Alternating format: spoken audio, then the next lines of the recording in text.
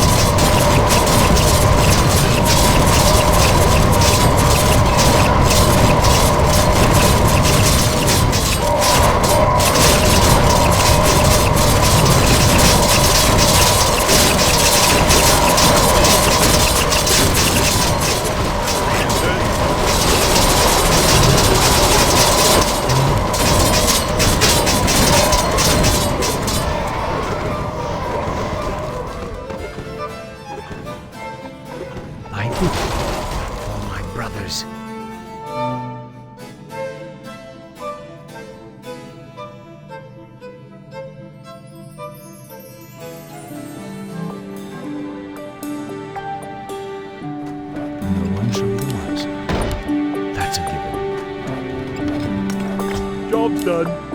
I am Build prepared. more farm. Upgrade complete. Enlighten me. It has begun. No one shall be the wiser. That's a given. 想起我不完 Upgrade 美， complete. For my brothers, 你会 that's a 不 given. 会 It has begun. 逃 Job's 离 done. 我生命的 No 范 one shall be the 围 wiser.？想着你的滋味， It has 我会 begun. 不会 No one shall be the 把 wiser. 这个枕头变得甜美？想起白天的约会。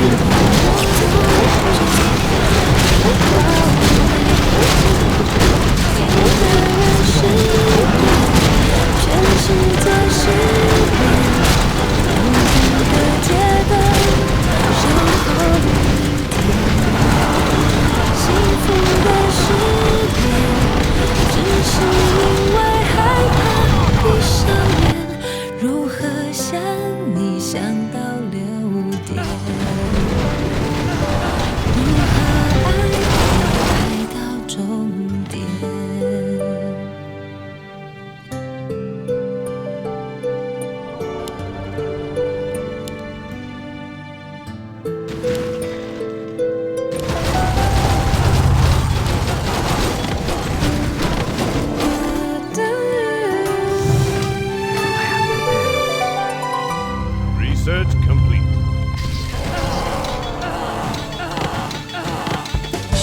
想起我的时候，你会不会好像我一样能说？想象你的暧昧，我会不会说不到你呀？一双一对？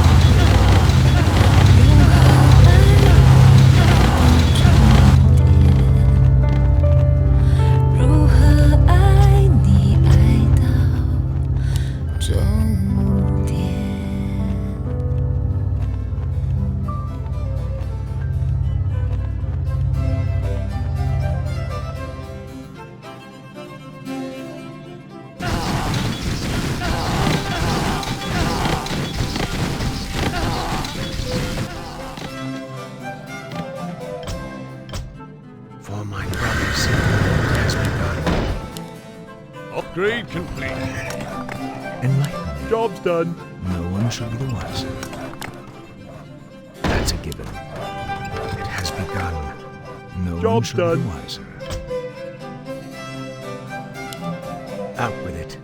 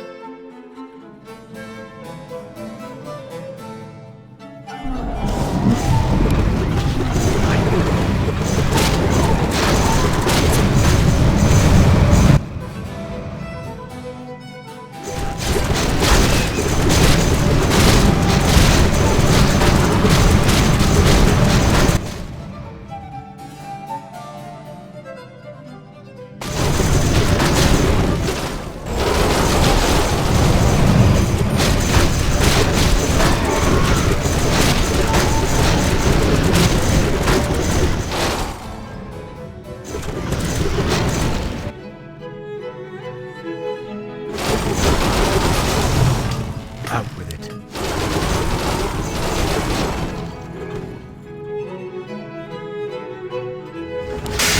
I am prepared.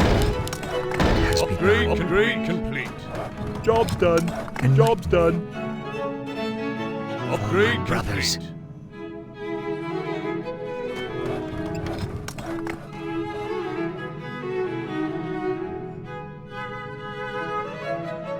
No one shall be the wiser. Yes.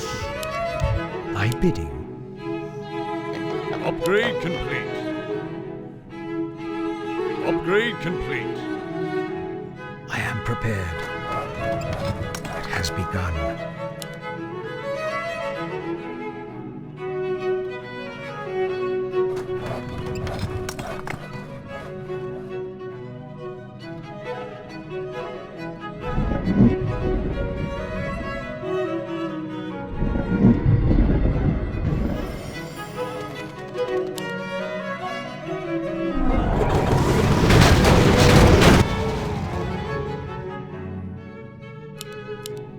Hear and obey. Storm, earth, and fire. Someone confident enough.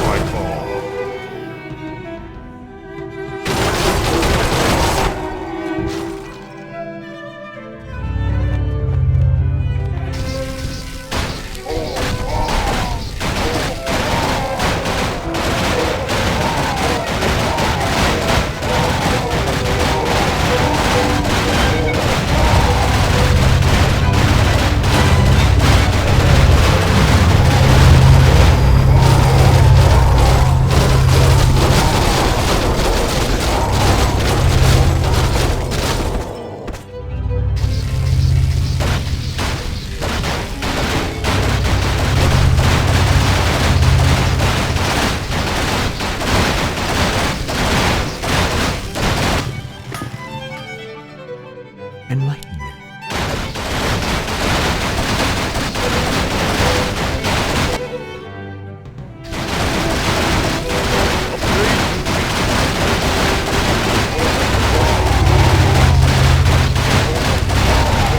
Thy bidding.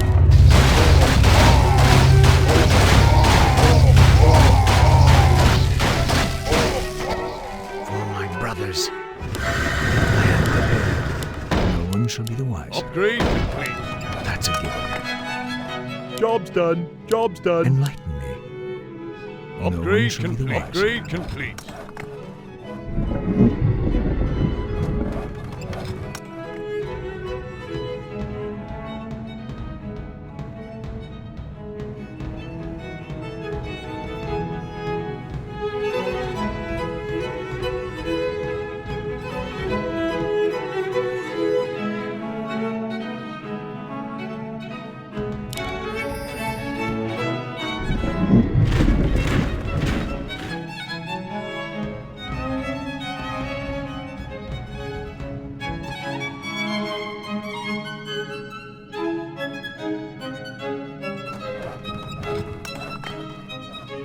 I pledge my loyalty.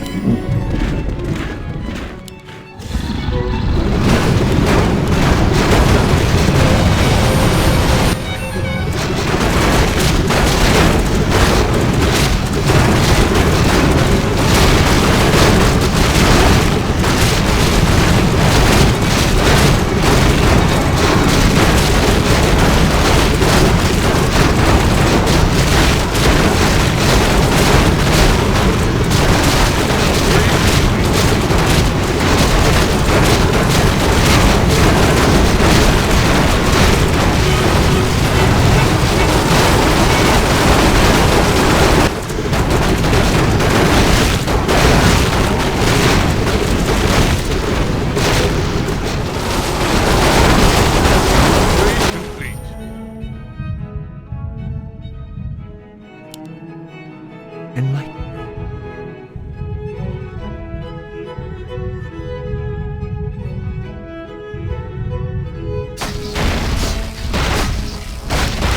I am prepared.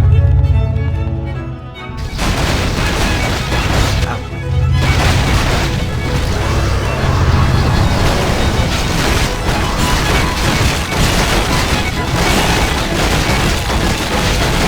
I bid you.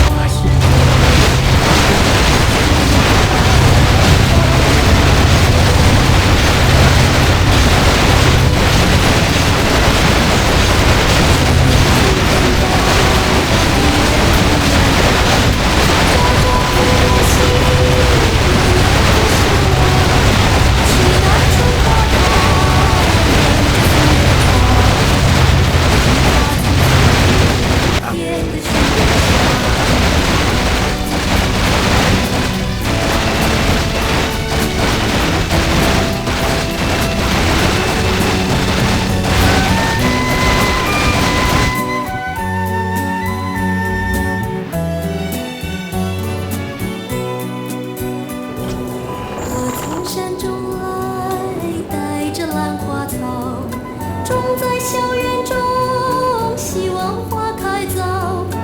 一日看三回，看得花时过，兰花却依然苞也无一个。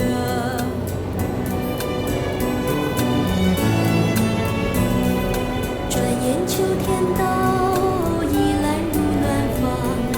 朝朝频顾惜，夜夜不相忘。期待春花开，能将夙愿偿。满庭花簇簇，添得许多香。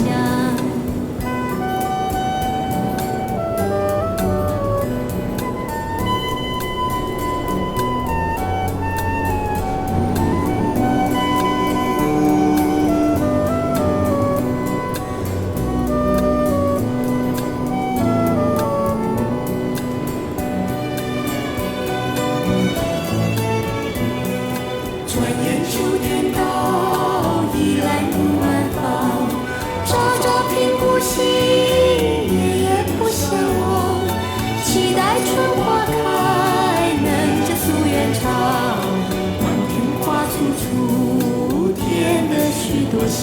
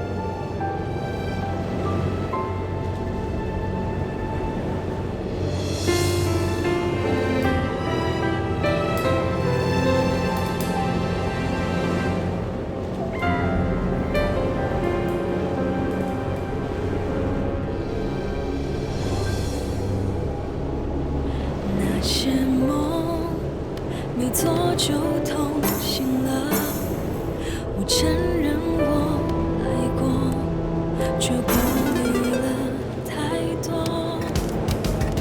才发现原来会爱你那么多，只是现在你在哪呢？爱说话，却真实了生活，无救的天空很淡漠，渲染着什么黑白了你和我，内心多自责，剩下我和永远的寂寞。爱是什么？爱是用来折磨，爱是讽刺软弱，一刀一刀宰割。你以为爱很重，我却不肯附和。你哭到了最后，连笑都沉默不会了。爱是什么？爱是彼此选择，爱是不再联络，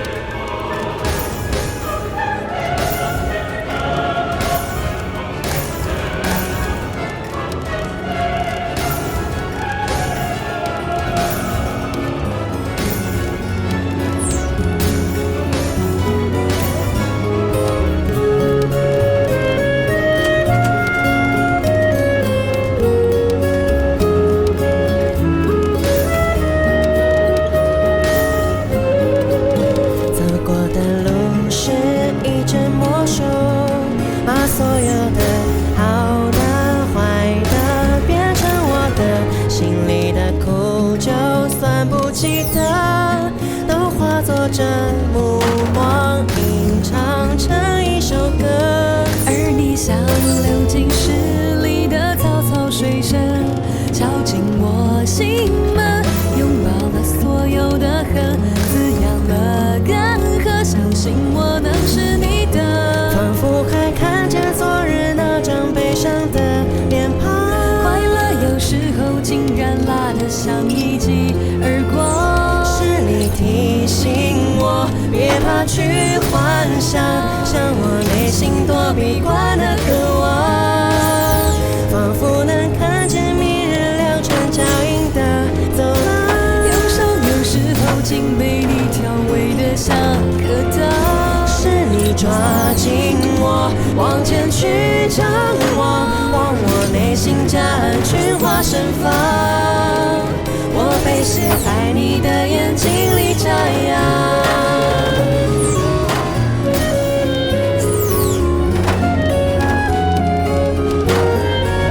走过的路是一阵魔术，把所有的好的坏的变成我的心里的苦，就算不记得，都化作这目光，吟唱成一首歌。而你像流进诗里的草草水声，敲进我心门，拥抱了所有的恨，滋养了干涸，相信我能是你的。仿佛还看见昨日那张悲伤的脸庞，快乐有时候竟然辣得像一记耳光，是你提醒我，别怕去幻想，像我内心躲避惯的渴望。仿佛能看见明日两串脚印的走廊。忧伤有时候竟被你调味得像颗糖，是你抓紧我，往前去张望，望我内心夹岸群花盛放，我被写在你的眼睛里眨呀。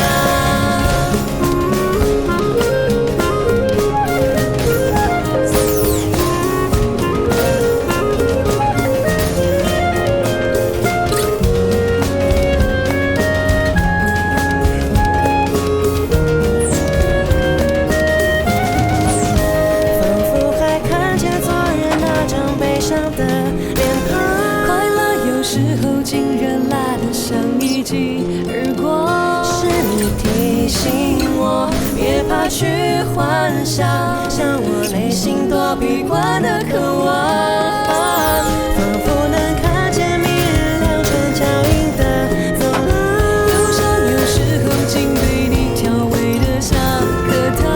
是你抓紧我，往前去张望，望我内心夹岸群花盛放，我被写在你的眼睛里眨呀，你被写在我的歌里面成呀，我们被写在彼此心里，哎呀。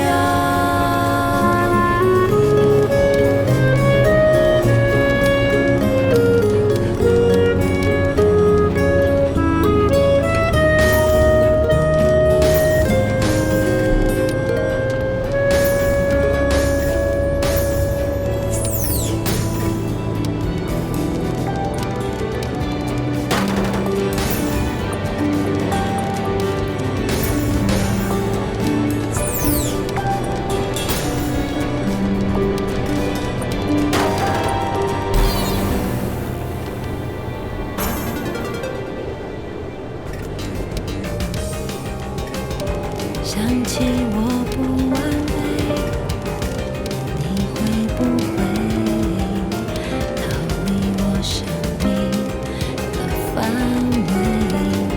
想着你的滋味，我会不会把这个真的变得甜美？想起白天的约会，忘了晚上的咖啡，只怕感情如潮水，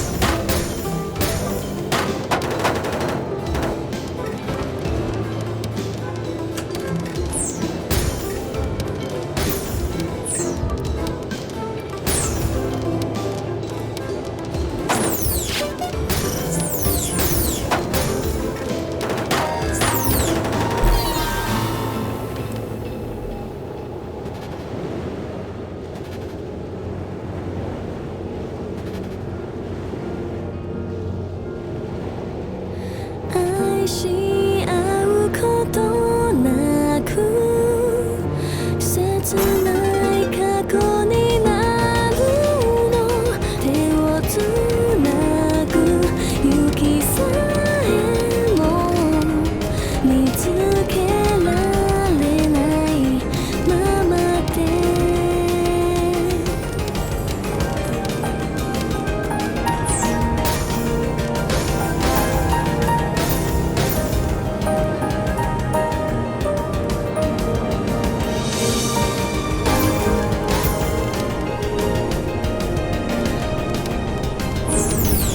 さよならなんてできないこのままでは友達以上恋人未満遠くで雨の気配泣いた方がいい急ぎすぎてるかな届かないこの想い一人でどうに暮れてる私曖昧な私たちここからどこへ行くのこの恋を諦めて終わりにすればいいの曖昧なままだから愛は消えてゆくの結末を描かない思い出ならば美しい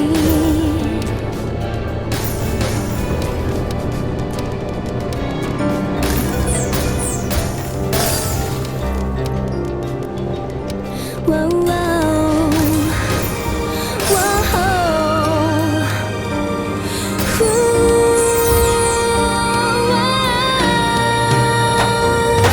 曖昧な私たちここからどこへ行くのこの恋を諦めて終わりにすればいいの曖昧なままだから愛は消えてゆくの結末を描かない思い出ならば美しい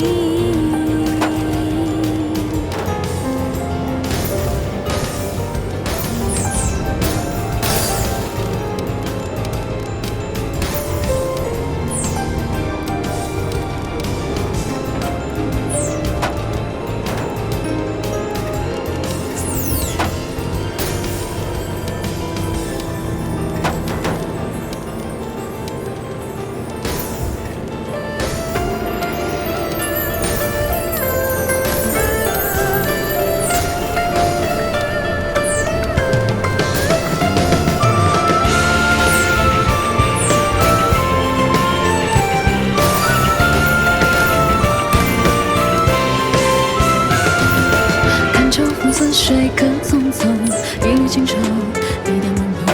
我捡起一片面迷蒙，细数下河东。你眼神闪烁于其中，牵一袖，白发轻松，他俨然伫立大雨中，盼气上西楼，看尽八面玲珑，泪光心动，红尘远勾勒那轮廓。爱像锦绣梦，千万种，万年看不尽，人生如风，潇洒回忆的水墨，它不空。爱像锦绣梦，莫笑我，滚滚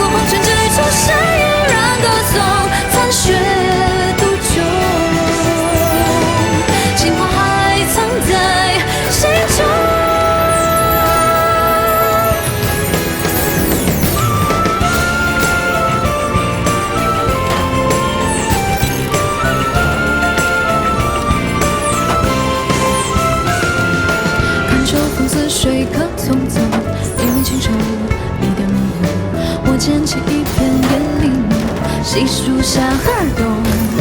你眼上闪烁语气中，牵你手，白发青葱。他俨然伫立大雨中，弹琴上心楼，看尽八面玲珑，泪光心动，红尘远勾勒那轮廓。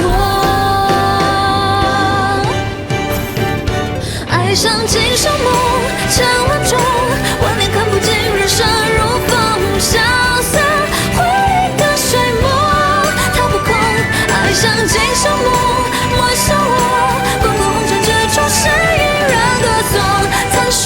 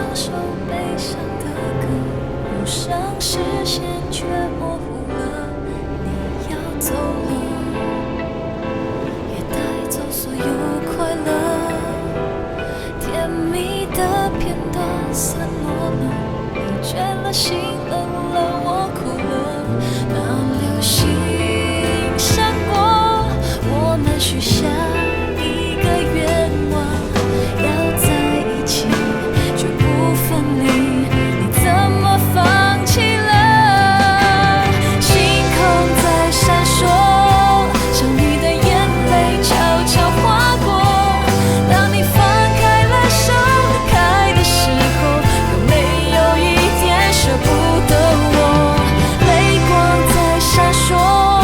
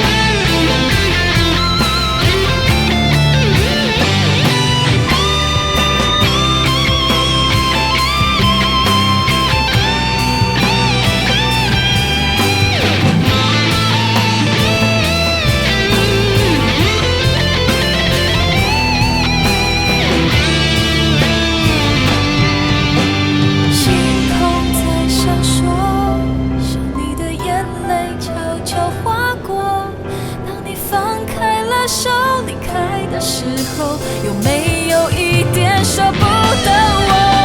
泪光在闪烁，而我的眼泪忍住不敢坠落。我还留在黑暗中守候，你却已经远远离开。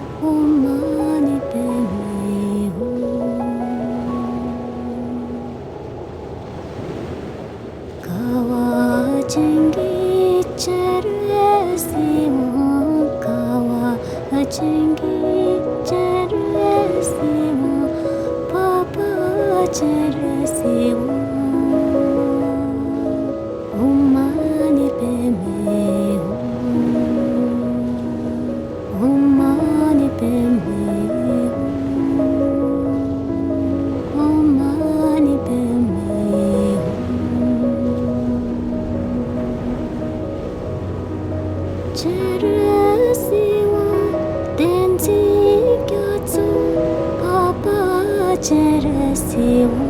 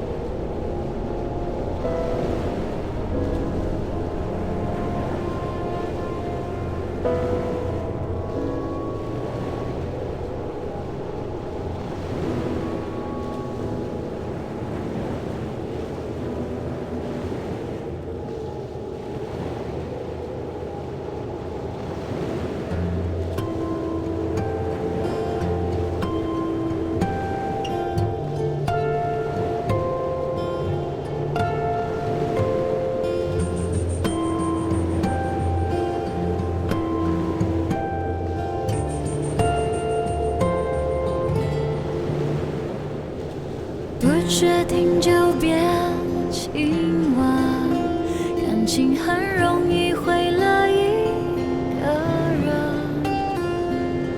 一个人若不够狠，爱淡了不离不弃多残忍。你留下来的垃圾，我一天一天总会丢完。我甚至真心真意的祝福，永恒在你的身上先发生，你还是要幸福。你千万不要再招惹别人哭，所有错误从我这里落幕，别跟着我铭心。你还是要幸福，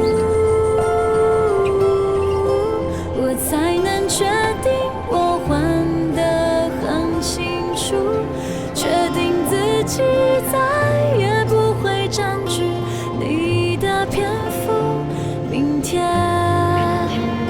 开始，这一切都结束。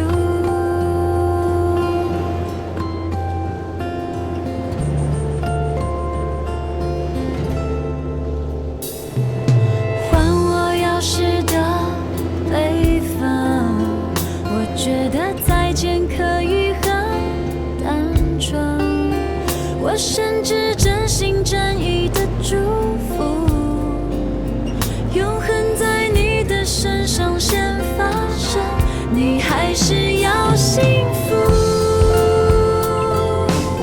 你千万不要再招惹别人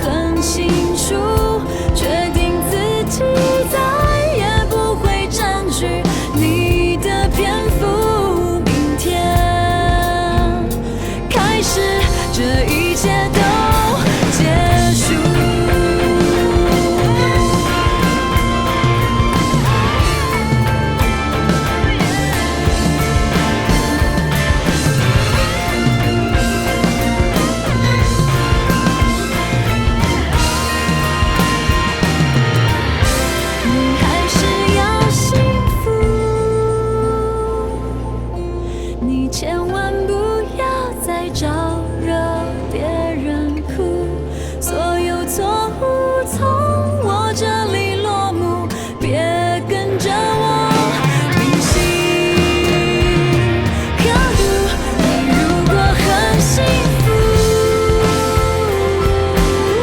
半夜的简讯我就无需回复，因为你的关系已经有了容身之处，我也能有最纯粹的孤独，最孤独的孤独。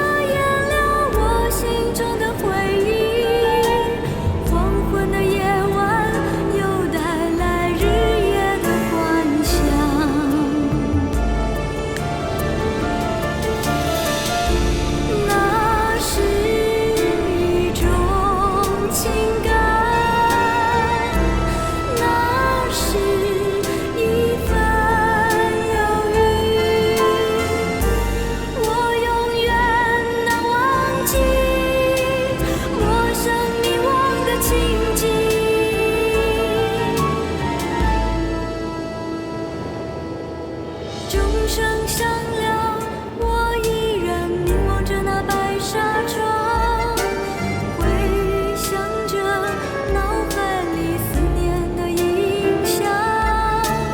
浮云朵朵，但都不属于你和我。深深的情感徒留在我心中荡漾。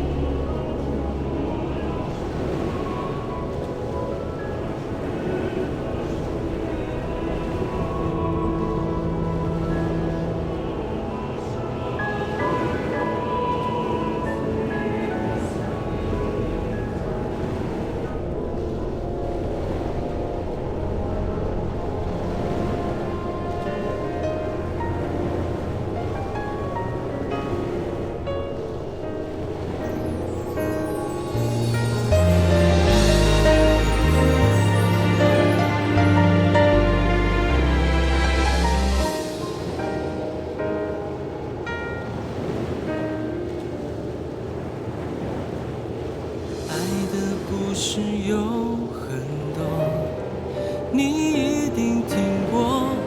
他们说，最美的爱情像湖泊，美得忍不住停留，而任性的风吹过了，却飘下一片片叶落。放开手，往北方走，留下伤心的树独自忍受。你离开我，连一句话都不说，只默默看着今晚天空星光闪烁，看今夜的流星划过了天际，笑我的心。我无法再冷静，请你要倾听，你是我的唯一。我不愿去相信，我们之间隔着海洋的距离，我的爱也融化在空气里。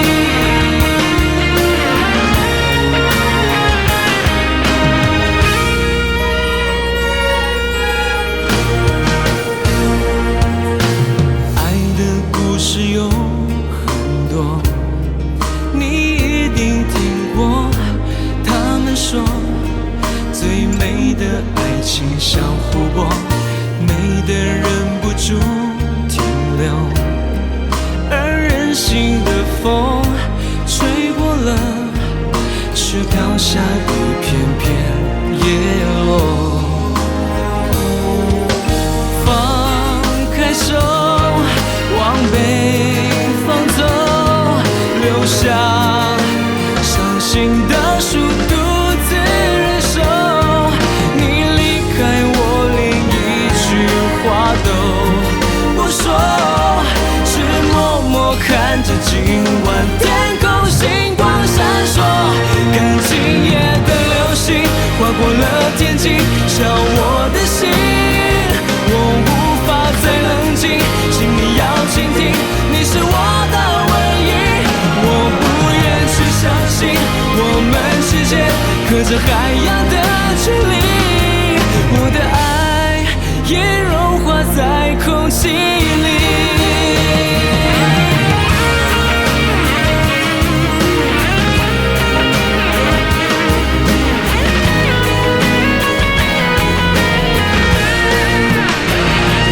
今夜的流星划过了天际，笑我的心。我无法再冷静，请你要倾听，你是我的唯一。我不愿去相信，我们之间隔着海洋的距离，我的爱也融化在空气里。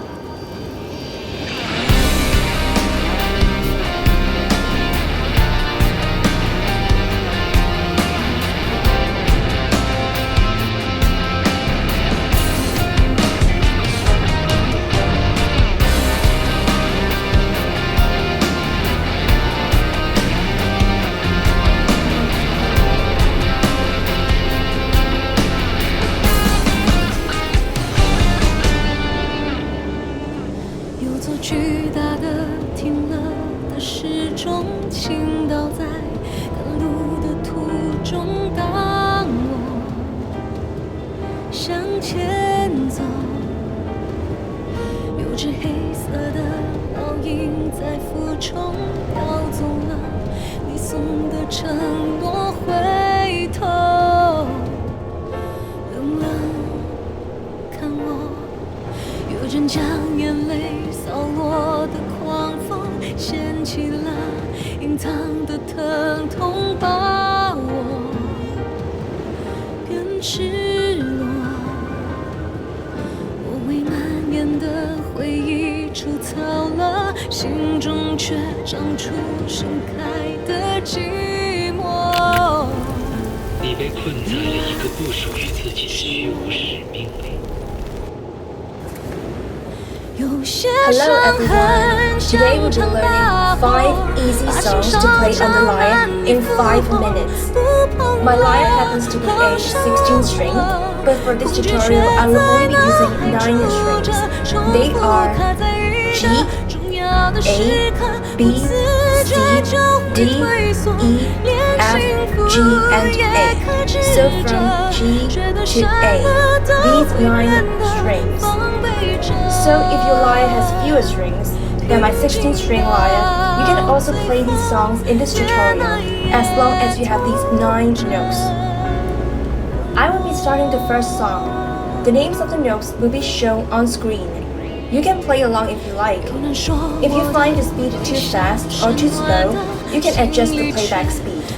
So let's start. The first song will be the Happy Birthday song. 从不是有意伤害谁难过，甚至会沮丧，一直没突破沉重的坑。有些伤痕像场大火，把心烧焦，难以复活。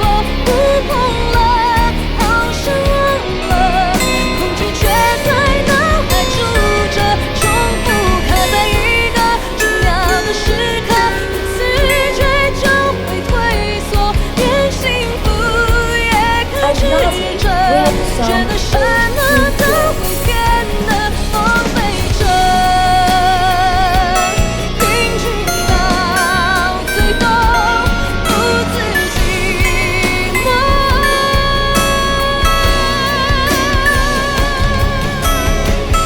有些伤痕像场大火，把心烧焦，难以复活。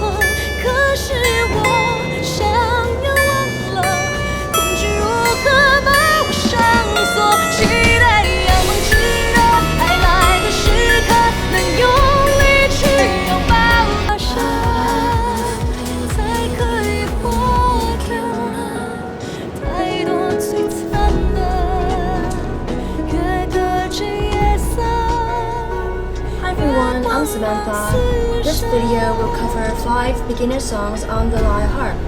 My lyre has 16 strings, ranging from the lowest, which is a G, to the highest, which is an A. My lyre has the names of the notes carved on the wood, and the notes repeat themselves. For example, G appears 3 times, here, here, here. The same goes for A,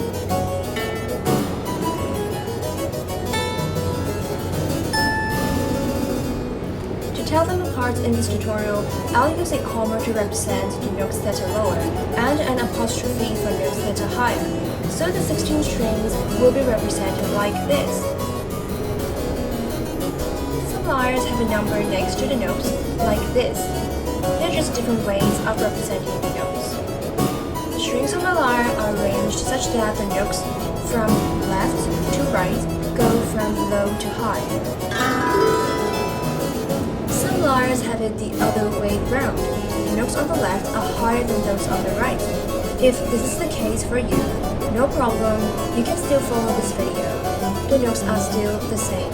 You just have to play it the other way round. This video will cover 5 songs, You can download a printable notes sheet for this tutorial. The link is in the description below. The first song is You Are My Sunshine. This song uses 9 strings from G to A. You can also play the song in a lower octave from this G to this A. It's your choice. For demonstration, I'll just use the higher range.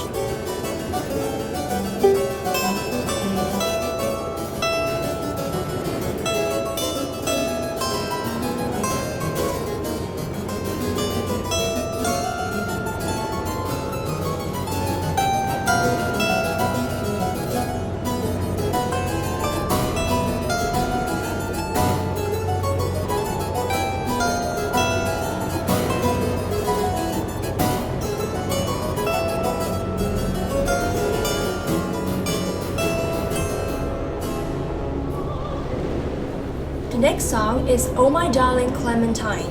It uses 8 strings from G to G. Like the previous song, you can choose to play in the higher range or the lower range.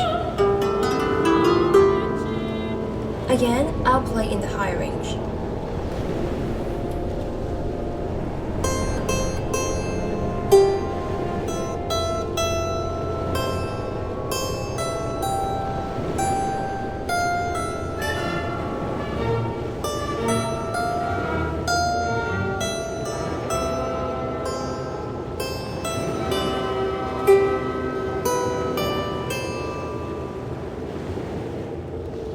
The next song, London Bridge is Falling Down, only requires 6 strings to play, from G to A. You can play the song in a lower range, which I'm going to do now.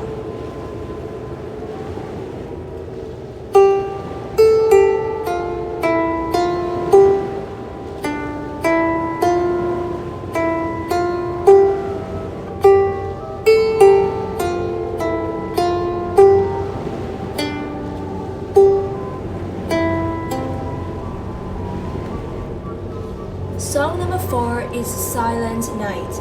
This song covers the range from C to F.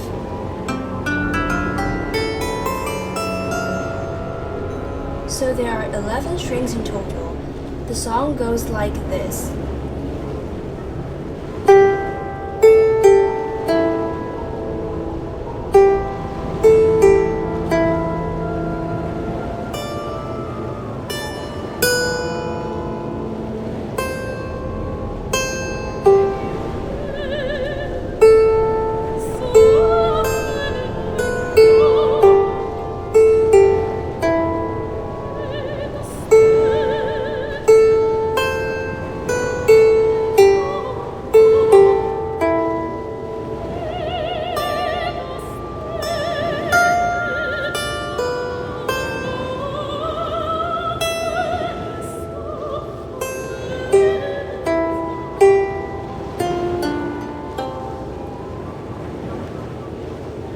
The last song is The Sound of Silence.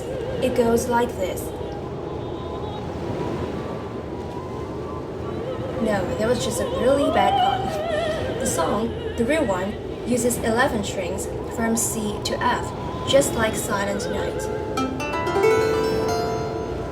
I just realized I picked 2 songs with silence in them. Anyways, here's The Sound of Silence.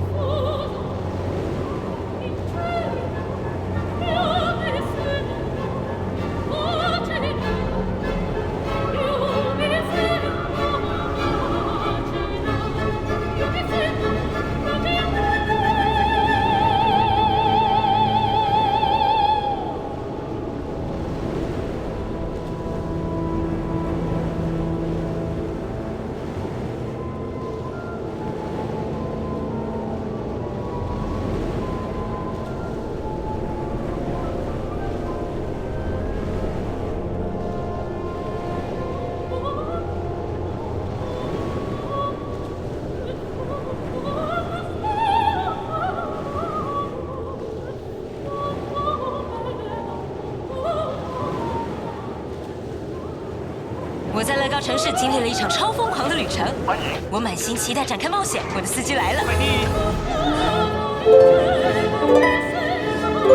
Welcome to the Learning the Harp Beginner Series. In this series of videos, I'm going to help you learn to play the harp from the very beginning, as if this is your first harp lesson and going on from there. So my name is Christy Lynn from Learning the Harp, where we make learning to play the harp feel simple and doable. So if that sounds good to you, then make sure you subscribe to this channel because I'm constantly putting out new videos to help you. In this beginner series, we're going to learn right from the beginning how to name your harp strings, how to sit with the proper position at your harp, how to pluck the harp with your fingers 1 and 2, and then we're going to do some exercises together, and finally we're going to end off the series with your very first proper harp piece. One thing I want to tell you is it's very important with playing the harp that you get a very solid foundation of harp technique.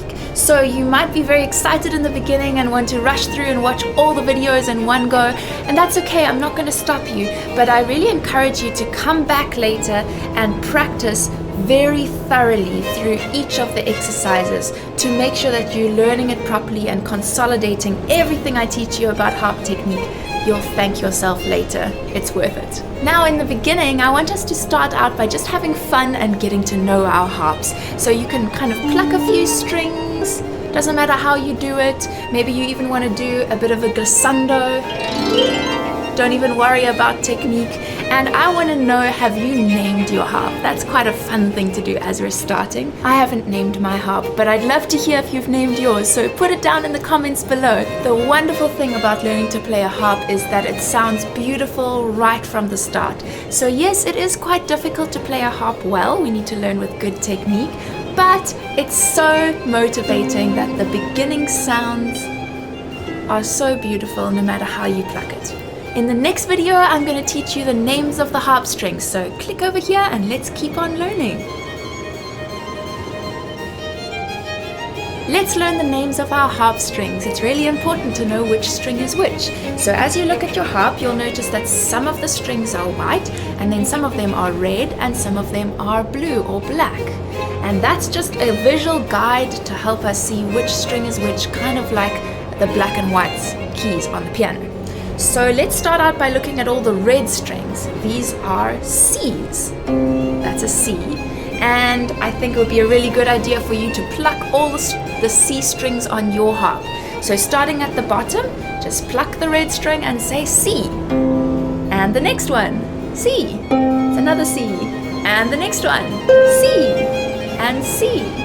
And maybe you have more C's than me. Keep on going and name all your C's. And then the next string we're going to learn is the blue or black strings are called F strings. So find your lowest F, give that a pluck, and say F.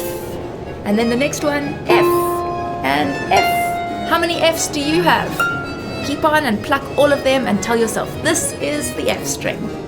And then the next one we're going to learn to identify is the A string. So if you have a look at all the white strings, you'll see some of them are in groups of 3 and some of them are in groups of 2. So find one of the groups of 3 strings, 3 white strings in a row, and the middle one is the A string. So you can pluck that. Yours might sound a little different to mine if your harp is tuned in a different key. It may sound a little lower than that, but just make sure it's the middle one of the 3 white ones and say to yourself A. And then find the next A. And another A. And then the next one is a C, you already know that. And then after that is a D. And then E. Your E might sound a little different to mine as well. The A's, B's and E's might sound a little different, but that's okay as long as you're plucking the same strings. Then you've got your blue or black one, which is an F, and then a G, and then we're back to A again, and it continues all the way up the harp. So what I suggest you do now is start from the very bottom of your harp. It might be a C or a G or an A, and identify what the lowest string of your harp is, and then pluck each string all the way up your harp, telling yourself this is a C, this is a D, and keep on going all the way up. Have you played another instrument before? If so, you'll probably know these musical alphabet names, but it will just be an adjustment to know where they are on the geography of your harp. But I'd love to know. Put down in the comments, have you played another instrument before, or is this your first time learning an instrument? Congratulations, it's so exciting. Now it's time for a little test to see if you've got familiar with all the different notes on your harp. So I'm going to call out the name of a note, and then you've got to pluck all of those strings on your harp. Let's start out with D. Can you find the D strings on your harp? Pluck them now. Okay, I'm going to give you a test. This is what it should sound like. D. Did you find the right ones? If not, correct it. It's just up from the C. Up is closer to you. Okay, the next one. Can you find a G? Pluck all the G's on your harp. It should sound like this. G. It's just up from the F string, that blue or black one. It's just one closer to you, one up from the F. Now I want you to find all the C strings on your harp. This is an easy one. You should know it by now. Can you pluck all your C's? It should sound like this. Those are all the red strings. And what about F's? Can you pluck all your F's? It's just a little reminder. Your F's should sound like this. They're the blue or black one. F. Now one thing that might be happening is maybe some of your notes sound a little different to mine. You might be plucking the blue strings, but they don't sound the same as my strings when I pluck. And that might be because your harp is out of tune. So in the next video, we're going to learn how to tune your harp. Click through right here, and we'll make sure your harp is perfectly tuned. 在 Uber Eats 上点得到尖角、鸡脚，还有八角。吃一口八角。好吃哦。Uber Eats 应该都点得到。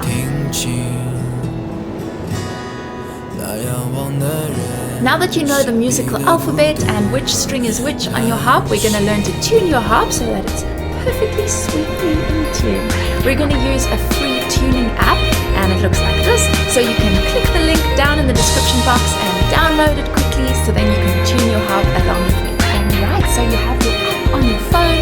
I'm going to put my phone on the music stand there, or you can put it on your lap. And make sure you've got your tuning key that fits perfectly onto your harp tuning pins. I like to tune while I'm sitting down, but if you have a bigger harp or you're more comfortable, you can stand up while you're tuning. We're going to start at the very bottom of the harp, and I'm just going to tune a few strings along with you, and then you'll get the idea and you'll do the rest of it yourself. So you're going to pop your tuning key onto the tuning pin of your harp. And yours might be on the other side of your harp, that's alright. And it's very important that you keep your hand on the tuning key at all times. If you let go, it might fall and drop onto your harp and make a mark on your harp, which you don't want. So keep it there. And then the other important thing is that you're going to pluck the harp string first, and then start turning the harp to the tuning key. And the reason for that is we want to be able to see that harp, the note showing up on the tuner, and then watch how it changes as you turn the tuning key. Because what can happen is you are busy turning and turning and turning, and it's not changing, and that's just because you might be on the wrong string. So make sure you're on the right string, you pluck it first, and mine is flat. You can see it's below the note. This is a C string, and it should be a C. Now I see it's getting closer to the middle. Now it's in the middle. Perfect. Alright, so on to the next one. Now I tap the string first. Ooh, this one is sharp. It's above the note. I want it to be a D, but it's above. So I've got to try turning this. Oh no, it's getting more sharp. That means I'm turning the wrong way. So I try turning the other way. There we go. Now it's in the middle. The next one is my E string. It's okay if your harp has different notes at the bottom. You're just going to do the notes that you have on your harp. It might start with a G or an A. That's okay. Mine just happens to start with a C and a D. Okay, so now we have a D, an E. So you can see my E is an E flat. Yours might show up as a D sharp if your harp has been tuned to a different key, but we want want to tune it into C today. So I've got to make this, I've got to turn the tuning key until my E flat becomes an E. So on the E's. We're tuning our harp into the key of C just because it's easy. So keep on going until it's the middle of the key. There we are. And you keep on going that way. You might find a similar thing with your A or B strings. They may show up as A flats or G sharps, but today we're going to make them just until they show exactly an A and a B. And the same for each of your strings. You tune the string until it's showing the name of that string and it's right in the middle, showing that it's in tune. When your harp first arrives, you may find that it goes out of tune quite quickly and you need to tune your harp more than once a day, but eventually it's going to settle in and you'll find that when you come to tune your harp because you're about to play, oh, it's already in tune, and that's great. Just keep on checking every time and get into the habit of tuning your harp whenever you play, because it's going to be good for your ear and good for your harp for it to be in tune at all times. Has any of this been confusing for you? If so, pop your questions down in the comments and I'll help you figure things out. And now that our harp is beautifully in tune, we're going to learn how to sit at your harp in the next video. Click. Go over here.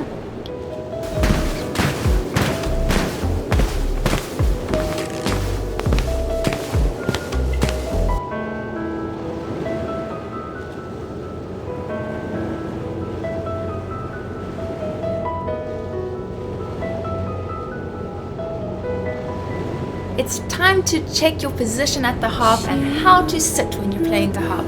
This is very important because it helps us to get the best possible sound out of our harp by setting ourselves up for good technique. But also it helps to make sure that you don't cause pain while you're playing the harp. And that would be a terrible thing because we want to create beautiful music. We want it to feel joyful and give you a sense of freedom, not to feel painful and difficult. I also wanted to ask you, are you already having pain while you're playing your harp? If so, please put it down in the comments, explain your situation to us, and maybe someone will have some good suggestions to help you figure out the problem. The first thing you need to consider when you're looking at how you sit at the harp is what chair are you sitting on? I suggest that you don't practice on a couch or a sofa or sitting on the floor, because we really want to set up a good framework for having good technique so that you're not kind of fighting against your environment. So you want to sit on something that allows you to have your feet stable on the ground, that your knees are slightly lower than your hips, and it may be helpful for you to have a little bit of back support. The chair I'm sitting in right now doesn't have back support, but that can really be helpful. So if you want to have a look, there's a link down in the description box where we will show you some recommendations for what chairs you might consider when you're playing the harp.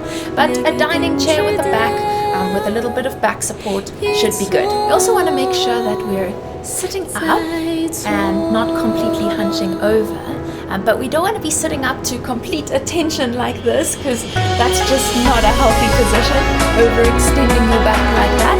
So rather just sit up in a relaxed position, let your balance on your body. You can think of a string up through the center of your head. Make sure your shoulders are relaxed, and then your body is ready for your harp. Also make sure that your head is straight, that you're not turning to the side or hunching your shoulders up, but also you're not tilting your head around as you're playing the harp. Let's get your body nicely in alignment, and then we're going to bring the harp to you. What we often find is that people kind of hunch over their harps or bring their harp up nice and close and then hunch over like this, and we don't want that. That's kind of accommodating your body to the harp. We want to rather have your body in a nice position and then bring the harp to you. Now let's look at how we bring the harp to you. The first thing we've got to figure out is where's the balance point on your harp. This is something you may not have heard of. So your harp is going to start out by sitting on its 4 legs, or 3 legs in my case. And then you're going to pull your harp back a little bit. In the beginning you'll feel like the harp wants to fall forwards, and then there'll come a point where your harp wants to start falling backwards. Okay, so falling backwards here it's falling forwards. So you want to find the middle point where it kind of feels like it's almost floating in midair. That is the balance point. And when you play, you want your harp to be pulled back onto your shoulder a little bit past the balance point. So it shouldn't have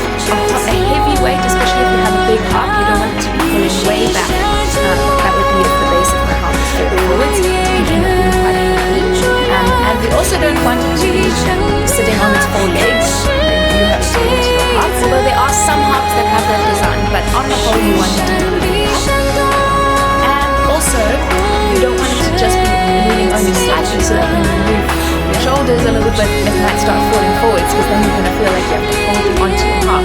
It should be just enough that it's resting light on your shoulder, and if you move yourself a little bit like this, it's not falling forwards, but it's not heavy. Then the other common mistake that people make is that they have their harp directly coming onto their shoulder so that they can't really see the strings, and then you start turning your head around. So let me demonstrate that here. We don't want our harp coming straight down the center of our body. We also don't want it coming straight onto your shoulder like this, because it's hard to see the strings. We want to turn the front column of your harp a little bit to the left, so that I can then very easily see my strings without turning my head, and then I can stay up in alignment while my harp is coming to my body. The next thing we're going to learn about is arm position. So click over here to learn how to hold your arms when you play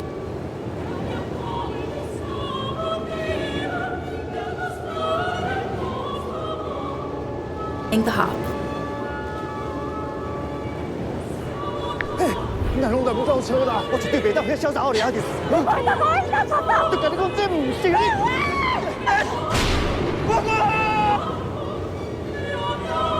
Is arm position. So click over here to learn how to hold your arms when you're playing the harp.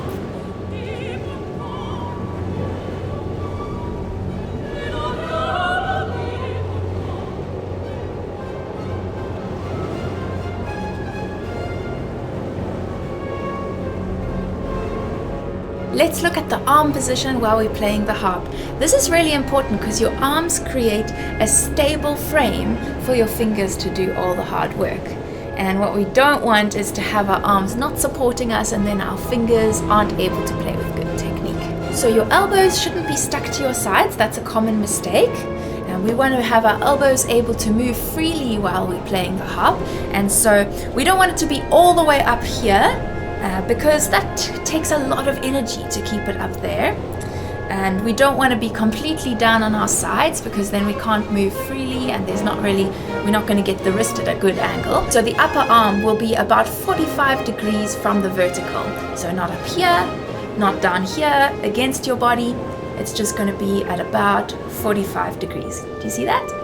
And your wrist should have a gentle curve like this, maybe a slight dip in it, a gentle valley, but never a hill. Watch out for that.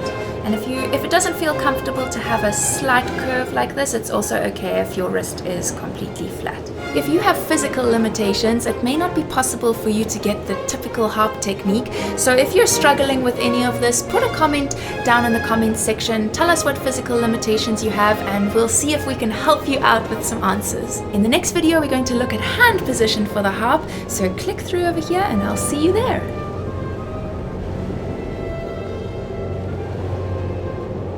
Now that we've got our position at the harp, we know how to sit at the harp, we know what angle to have our arms at and our wrists. Now let's look at how we pluck the strings. Most people would naturally approach the harp strings like this, with their fingers kind of up and their thumb there, and then they would pluck away from the strings like this. That's a natural way to approach the harp strings, but it's not actually a helpful way to pluck on harp strings, because it builds up tension and it doesn't help you to play fluently later. So what we have to do is get our fingers down and our thumb up, have a nice difference in height between the high thumb and the fingers pointing down. And it's counterintuitive, so we between the high thumb and the fingers pointing down. And it's counterintuitive, so we have to keep on reminding ourselves, thumbs up, fingers down, and then check in with your wrist, making sure that your wrist is down in a gentle slope. Remember, never up, not a heel, just a slight valley. Your elbow is away from your body, you're sitting up straight. Remember, thumbs up, fingers pointing down. If you want to make absolutely sure you always have your thumb up when you're playing the harp, then make sure you give this video a thumbs up, and it will magically help you to keep your thumbs up when you're playing the harp. Just try it, just try it. Now let's look at the motion of how you pluck a harp string. So we said our thumbs are up, our fingers are pointing down, and we're going to close our fingers downwards into the palm, and the thumb closes over like that. And you want to end up with just your fingers gently closed. We don't want to close them curled up like this. A lot of people do that. That's not the movement we want. We want to be plucking down into this nice gently closed hand. And the thumb, you want to bend that over, and it's okay if it closes on the knuckle there or between the top knuckle and the second knuckle, but we don't want the thumb to be coming in front here. It should be coming somewhere around there when it closes. So that's what your hand motion should be like when you're plucking the harp strings. So let's practice the motion for playing the harp. We're going to have our elbows away from our body. Check that your wrist is in neutral, maybe a slight curve. And then we're going to open up all the fingers and close them down into that nice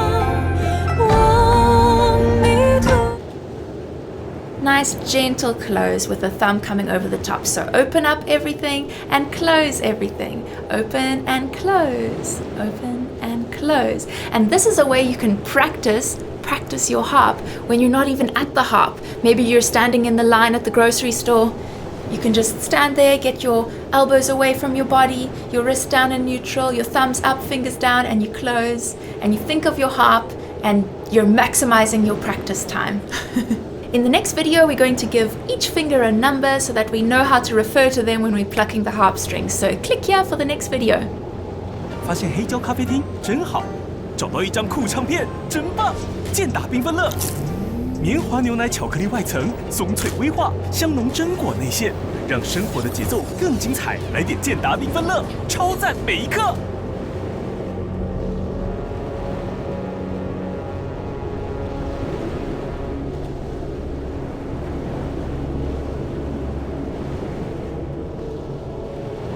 When we're learning to play the harp, each finger is given a number which we can refer to when we're giving fingering in sheet music, or even when I'm just teaching you in a video like this. I'm going to say use your second finger and you need to know which one that is. So here you go. The thumb is finger number 1. This is the second finger, your index finger. Your third finger is the middle finger, and your ring finger is finger number 4, and poor little baby finger, I guess it's finger number 5, but we don't use it for normal harp technique. So 1, 2, 3, 4, 5. There you go. And in the next video, I'm going to show you how to pluck the harp strings with your second finger. So click here for the next video.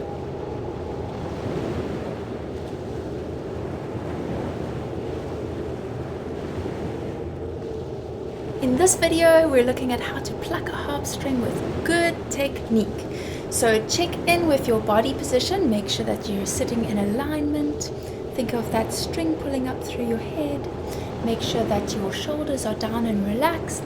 Your elbows away from your body. Remember, it's that kind of 45 degrees to the vertical. And then your wrist has got that slight dip in it. Never a hill, maybe a slight valley, or a flat wrist. And then remember, we practiced that motion of closing your fingers down and your thumb over the top. Your fingers will be down and your thumb is up. So we're going to look at how you pluck with just your index finger. That's finger number 2. So put your second finger of your right hand onto a C. We call this middle C.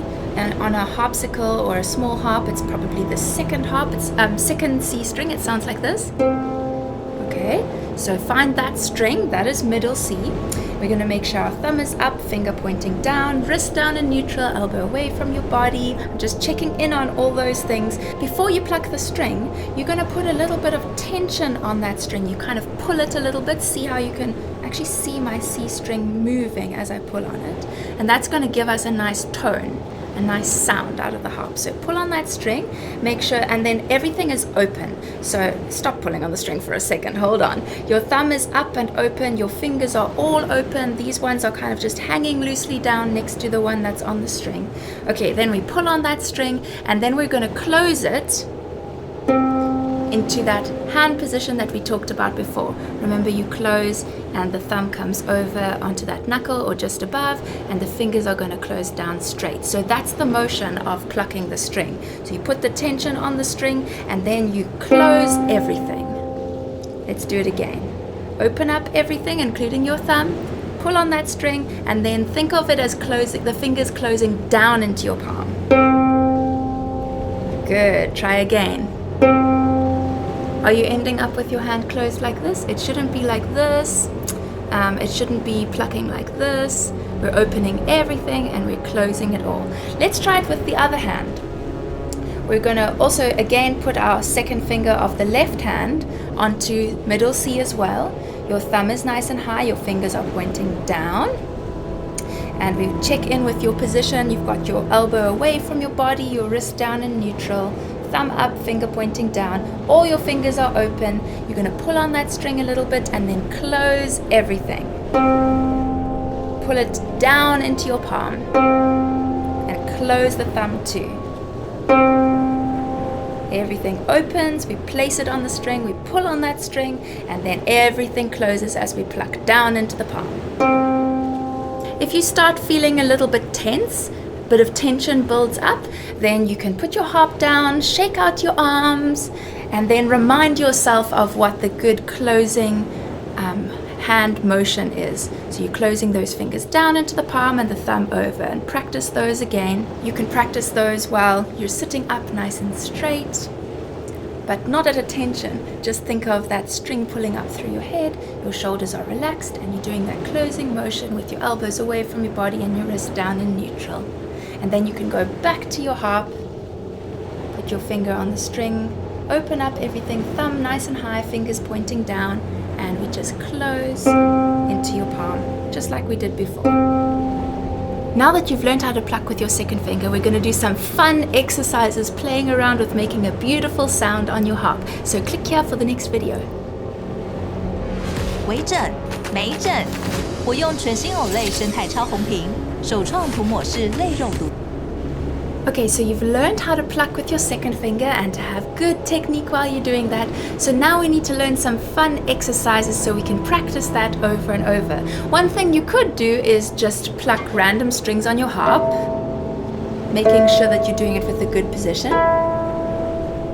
But eventually you're going to get a little tired of that. You could also pick out some of your favorite tunes, but just making sure that you are plucking slowly and doing it with good technique.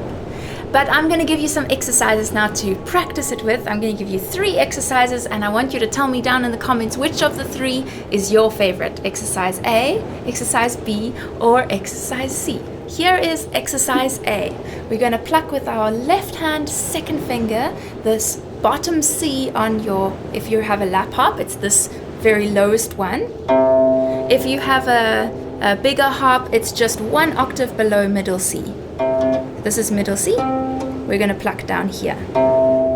And make sure that you pull on that string, get a nice big tone, check in with your wrist down, your elbow away from your body, thumb up, finger pointing down, and you close everything, create this beautiful C. And then your right hand is going to be playing on beat 2, 3, and 4. So it's going to be 1, 2, 3, 4, and the right hand is going to pick any notes for beat 2, 3, 4, and then we go back to this C and playing on beat 2, 3, and 4. So it's going to be 1, be playing on beat 2, 3, and 4. So it's going to be 1, 2, 3, 4, and the right hand is going to pick any notes for beat 2, 3, 4, and then we go back to this C in the left hand. So let me show you. 1, 2, 3, 4. 1, 2, 3, 4. 1, 2, 3, 4. Check that you're doing it with a good posture. I mean, good positioning of every finger and the wrist and everything. And maybe take it a bit slower if you're struggling to keep a good technique while you're doing this. 1, 2, 3, 4. 1, 2, 3, 4. And you're just going to choose random notes with your right hand, and you're kind of making up your own little song. But every time you're plucking a nice long C in the left hand, and the right hand is playing on beat 2, 3, and 4. That is exercise A. Now exercise B is very similar to exercise A. The only difference is a rhythmic difference. So what we're going to do is both hands are going to play on beat 1, or it can be different notes. And then the right hand is going to play on beat 2 and 3 on its own. And then nothing happens on beat 4. We just wait for one beat. So it'll be like this. 1, 4. 1, 2, 3, 4. 1, 2, 3, 4. 1, 2, 3, 4. 1, 2, 3, 4. I was just picking random notes there. Yours might come out a little different, but the idea is there. Beat 1 with both hands, and then the right hand continues on beat 2 and 3, and there's a rest on beat 4. Now exercise C sounds a little different. We're going to be playing with the white strings of the harp, and that's going to give us what we call a pentatonic scale. Doesn't really matter what that means, it's okay if it doesn't make sense to you, but it's just going to give an interesting sound. So let me show you what the pentatonic scale sounds like.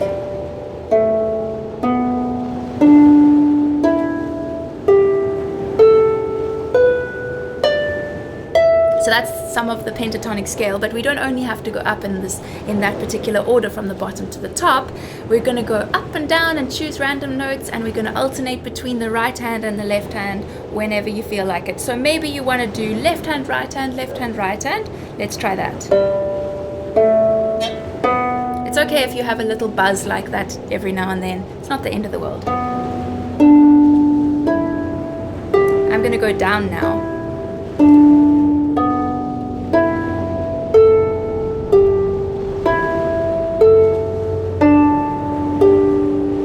Sometimes a few notes in the same hand, maybe some high notes.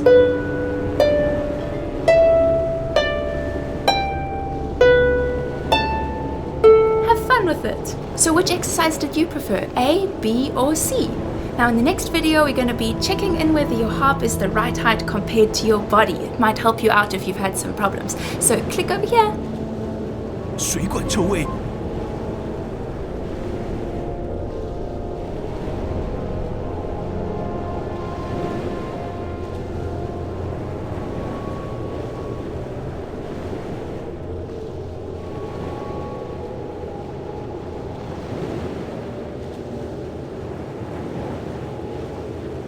In this video, we're looking at the height of the harp compared to your body.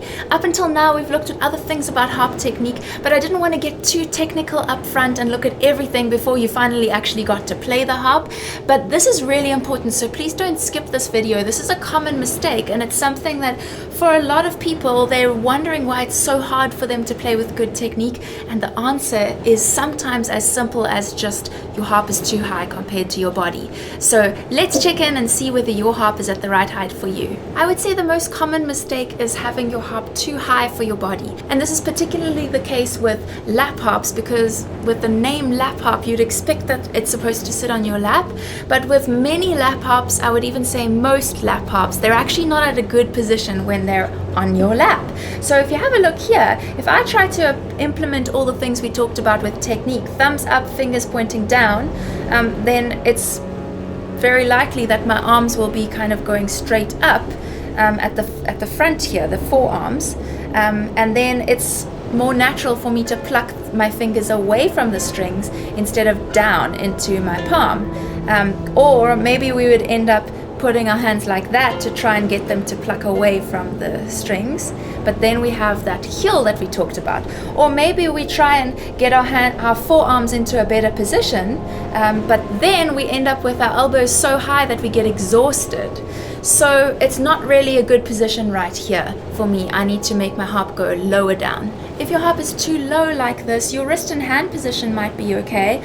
Maybe your elbows will end up a little too close to your body, but you probably could still have your elbows at a good position. But the main thing is that it's so far down that I feel like I can hardly see the strings, so I end up kind of looking down like this and hunching over. And that's not good for my body. It's going to create a lot of tension and pain eventually. Now let's look at the more subtle differences. The other thing I haven't mentioned is that we should be plucking kind of in the middle of your harp strings. So if I put my harp at this height, I put my finger in the middle of the strings, I get my good positioning everywhere else, and my forearm is kind of horizontal, I end up having to have my elbows quite high, and I feel like I would get a bit too tired playing with my harp at this height. I would prefer it to be a little lower down. If my elbows were lower, then I end up with that kind of more vertical position of my forearm, and my fingers might end up plucking more like this to go away from the strings. So I'm going to make it a little lower. This height is more the height I prefer. So I have my thumbs up, fingers pointing down, my wrist is down in neutral, my forearm is kind of horizontal when I'm playing this C and this C.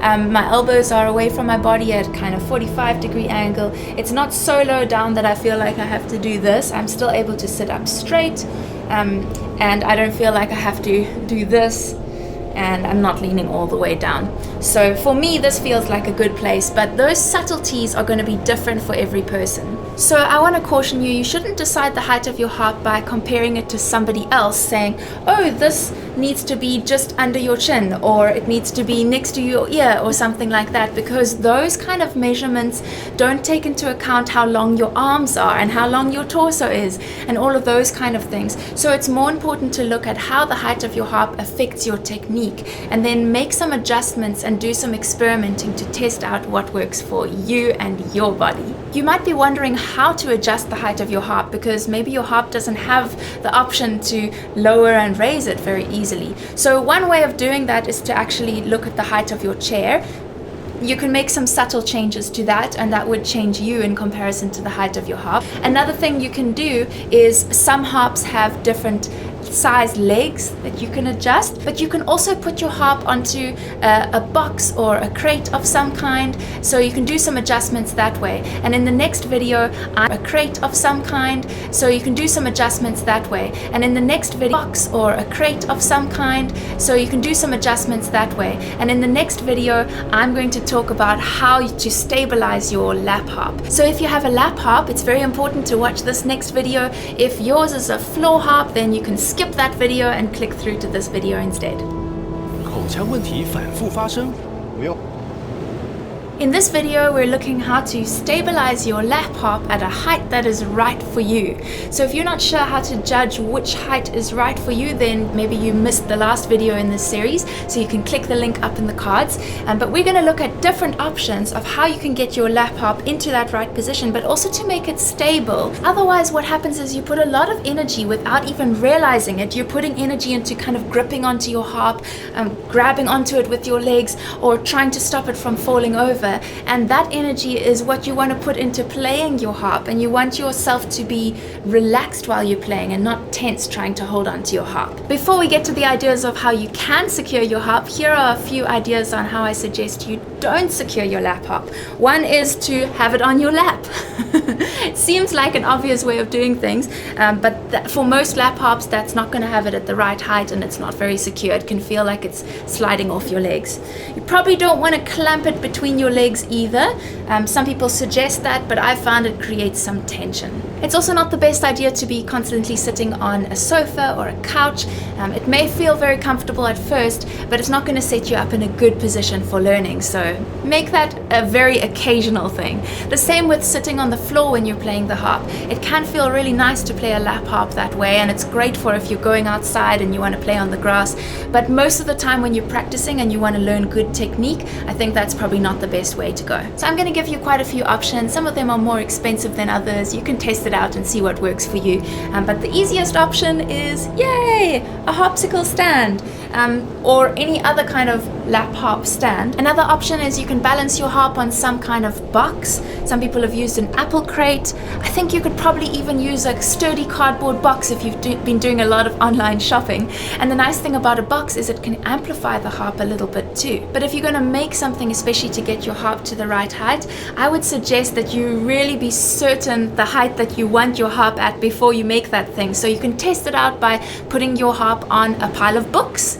and just make sure that you're kind of holding on and not letting your harp fall off. That's definitely a temporary thing. If your harp is going to be on a table, footstool, or a box, you might want to put some kind of non-stick material on there to stop your harp from slipping off.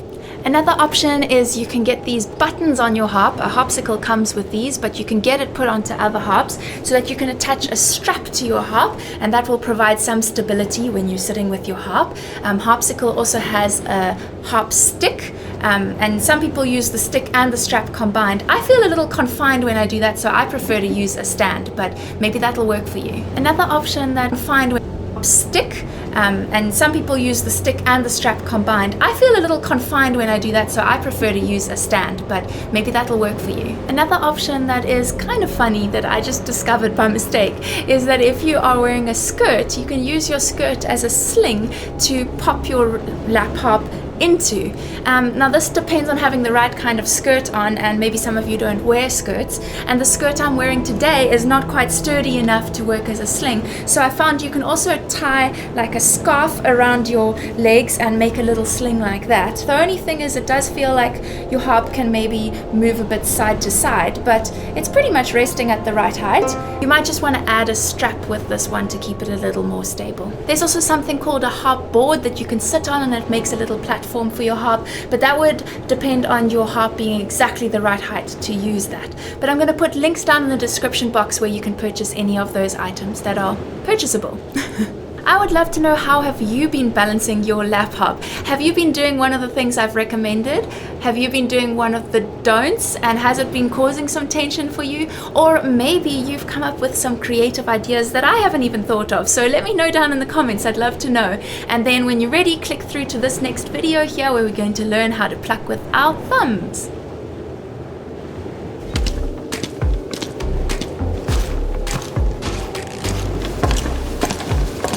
Let's look at how to pluck your thumb on the harp. We've already learned the second finger, and now we'll be able to do both. So we're going to start out by just holding your second finger on the strings and plucking with your thumb. So you can put your second finger of your right hand on B, just below middle C, and then you're going to put your thumb nice and high on the C. So remember, finger pointing down, thumb pointing up.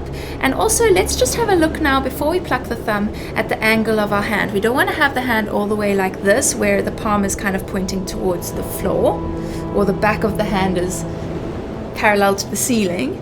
And we also don't want to have the palm all the way toward facing the strings like that. We want to be halfway between the two like that. Alright, make sure that the wrist is down in neutral, or a slight dip in the wrist, not a heel, a slight valley. Your elbows away from your body, your shoulders are down and relaxed, you're in alignment. Okay, and then that thumb is nice and high. We're going to put some pressure on the string, and we're going to pluck that thumb and bend it all the way over until it hits the finger on the knuckle like that. Try it a few times. Make sure it bends all the way over. We don't want to just pluck it like this. It has to go all the way over and complete that movement. And you can try also playing on the D or the E, and you can move between those strings, each time putting some pressure on the string before you pluck.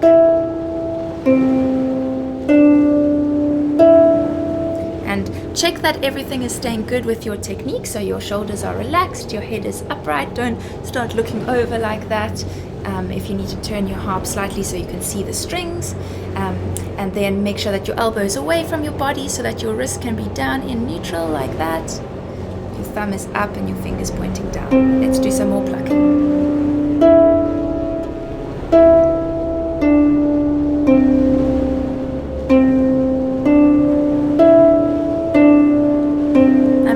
Tune there. You can copy it if you want. You can just rewind and copy me, or you can make up your own little tune.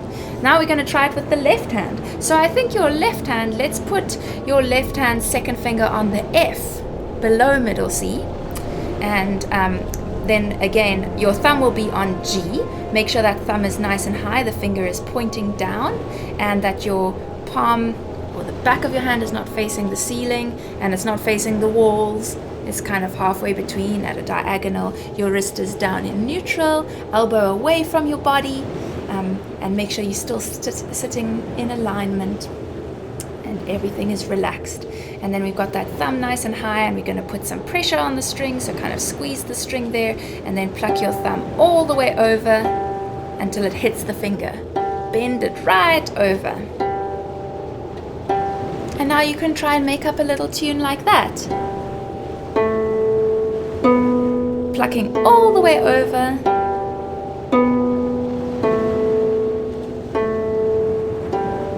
Make sure you bend it completely so you complete that movement. Remember, our harp plucking movement starts open with everything open, and then everything closes and the thumb comes right over and bends over there.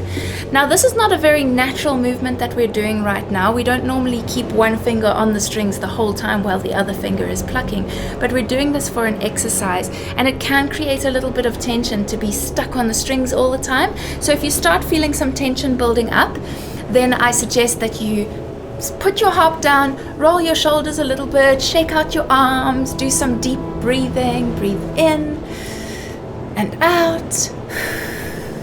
Remind yourself of all the things about technique that we've talked about, and then try again. Now before we go to the next video, we're still going to learn how to hold the thumb and pluck with the second finger. So I'm going to put my right hand thumb on F, and my second finger is going to start by plucking an E. So let's just check our positioning. Thumb nice and high. Remember, thumbs up, finger pointing down. Check the angle of your hand. It's not like this. It's not like that. It's kind of halfway between the two, and there's a nice difference in height there. The wrist is down, elbow away from your body. And then we're going to pluck the second finger. Think of it as plucking down into your palm. And each time your other fingers are opening with your second finger too. They're just hanging loosely next to your second finger, and then they all come in. Close the hand, and just the thumb stays there. And then you can pluck a few different notes, make a little tune, and each time think of plucking down and completely following through until you end up with the fingers down in the palm like that. Down, make a little tune. Each time think of plucking down and completely following through until you end up with the fingers down in the palm like that. Then let's try it with the left hand. Put your thumb on middle C, and then your second finger on B. Check that the thumb is high, fingers are pointing down, your hand is not like this or like that, it's kind of halfway between the two at a diagonal. Your wrist is down in neutral.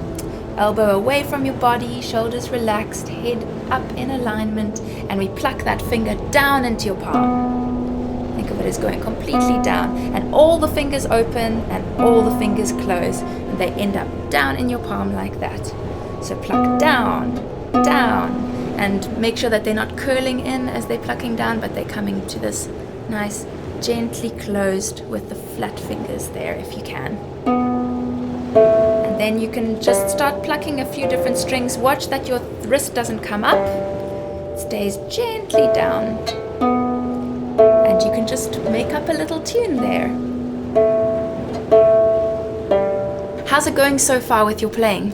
You doing all right? Let us know down in the comments how it's going. I'd love to hear from you. So now you've got the plucking motion of your second finger and your thumb. Now you're ready to play them straight after each other. So click through to the next video to learn how to do that.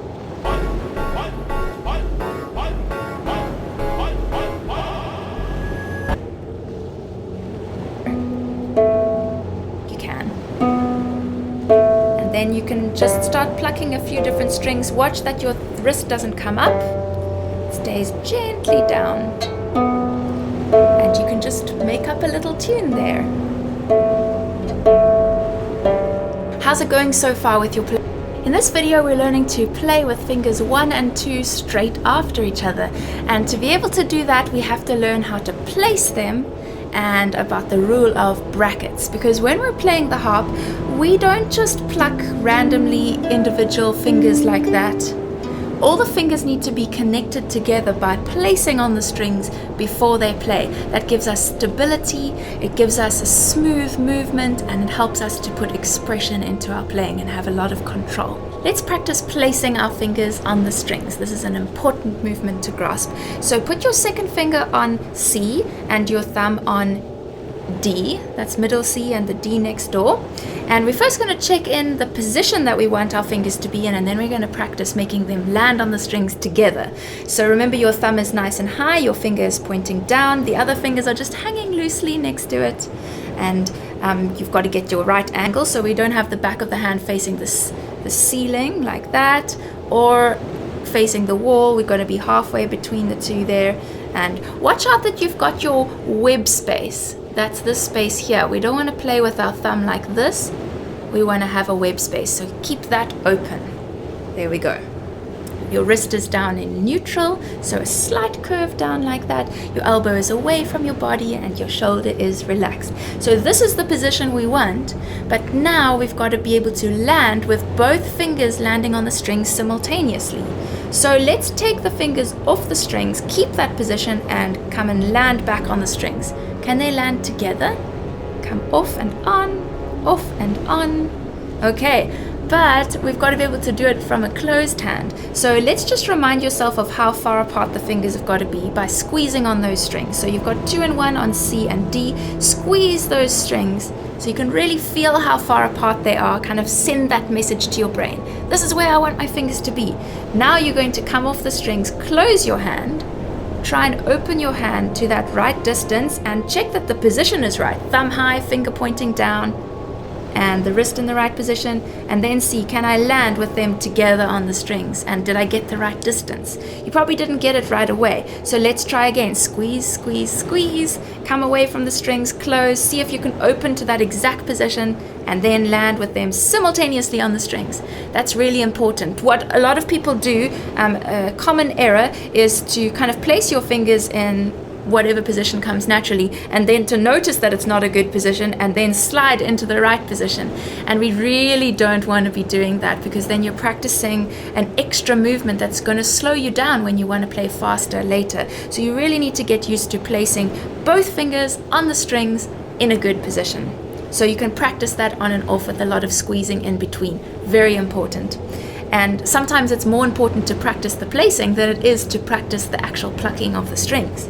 Let's do the same thing with the left hand. We're going to put our second finger down on this F below middle C, and our thumb on the G next door. Check that your thumb is up, finger pointing down, wrist down in neutral, elbow away from your body, shoulders nice and relaxed. Your palm, the back of your hand is not facing the ceiling or the wall. It's kind of halfway. And we're gonna come away from those strings and then land with them together in that position. Now this is a little harder because you may not be able to see your left hand index finger that well. The back of your hand might be blocking that from your view, but that's okay. You should be able to do it just by muscle memory, like just keeping your hand in that same position and then land on the strings. Can you land with them together? And now when it becomes a little harder, we're going to squeeze on those strings to remind yourself this is how far apart it is. And then we come off and we close the hand, and we've got to try and open to that position. Make sure you're opening to the position before you try landing. So you're opening like this, and then you're going to try landing on the strings together. And this is particularly important to not do the placing with the second finger high. A lot of people do that because they can't see the second finger, so they place it high and then they slide it down. You mustn't do that. Make sure you land with them together, even if you can't see your index finger. And then the other fingers are just hanging loosely next door.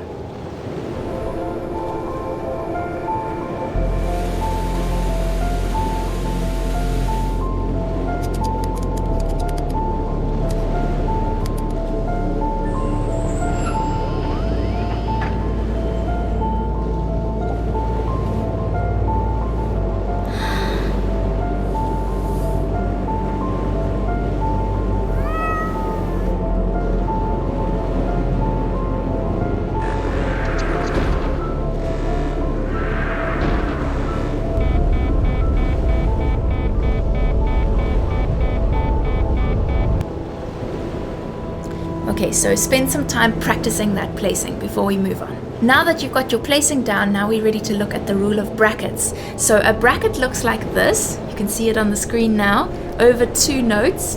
And what happens with the rule of brackets is all the notes within a bracket have to be placed before you start playing the first note in the bracket. So if I'm going to play this C and D in the sheet music, you can see there's a bracket over them. So I need to place both the C and the D before I play the C.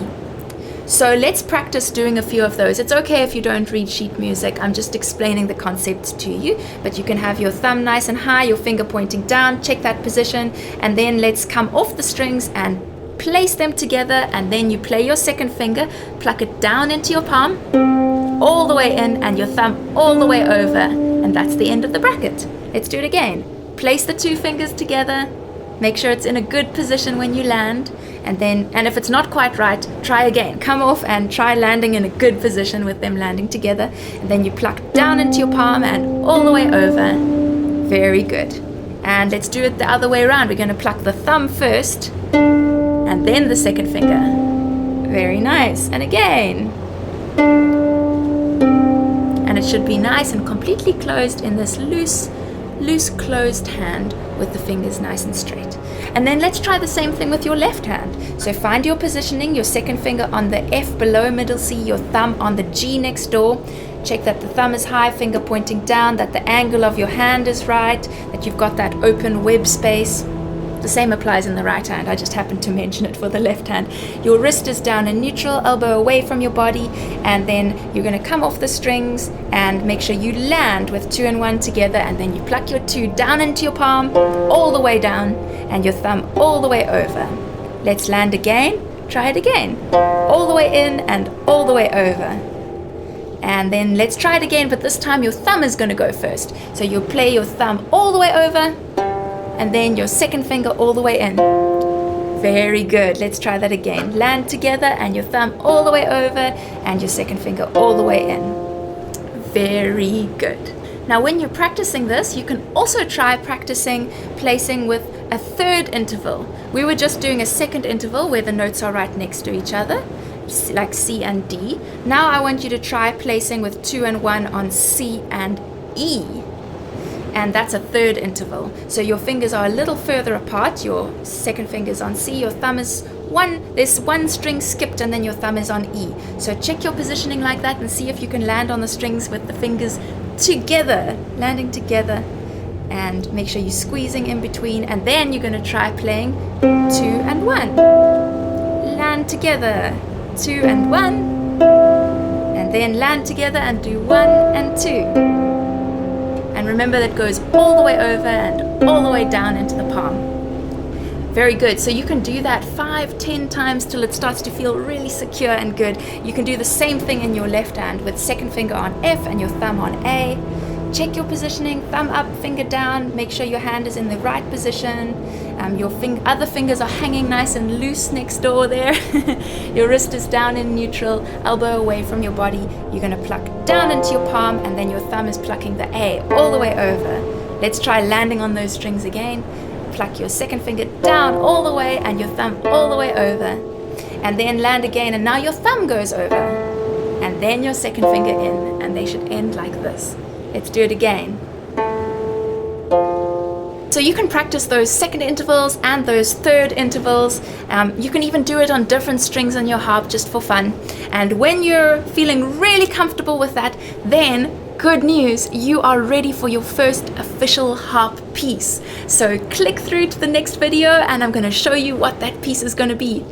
Can't wait. No. What? What? This is where you work? It's finally time for you to learn your first official harp piece after the rain. It only uses 2 fingers, but it is so beautiful and peaceful to play. I think you're gonna love it. So when you learn to play this, you may want to use the sheet music, in which case you need a music stand so it's gonna be in a comfortable position for you to see while you're playing. And when you're ready, you can click through up in the cards here to go and learn After the Rain with me. But I'm gonna show you now what it sounds like.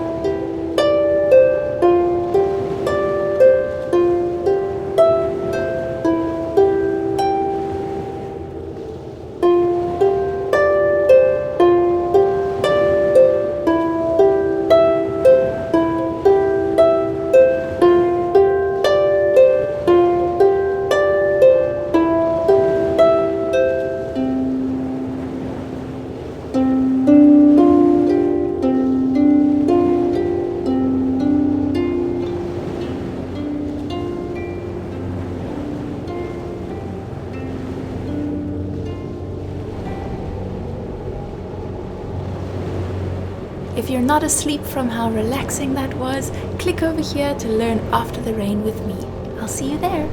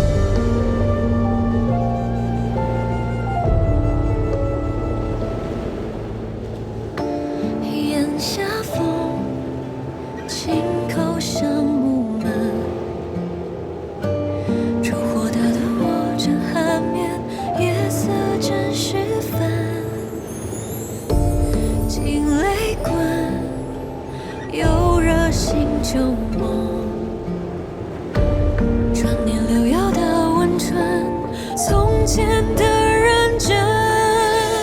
烟花如雨，转瞬却见了我，迷途经眼前不敢问，如愿应情缘，却怎容他多问？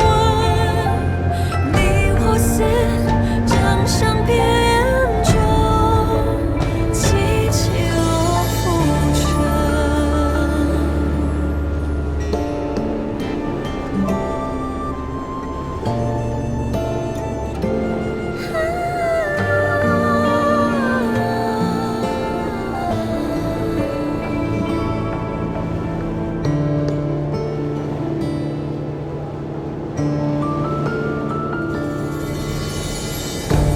谈爱恨，怎容我细分？期盼缘分念的虔诚，红尘却不忍。夜又深，又勾起旧梦，渴求人生在其中，怎么不吭声？烟花如雨，转瞬却见了我，情字天际比心年轮，寒蝉迟迟秋叶，却只能相认。叹你我为何这般起起落浮沉？ Upgrade complete. My brothers. No one shall be the wiser.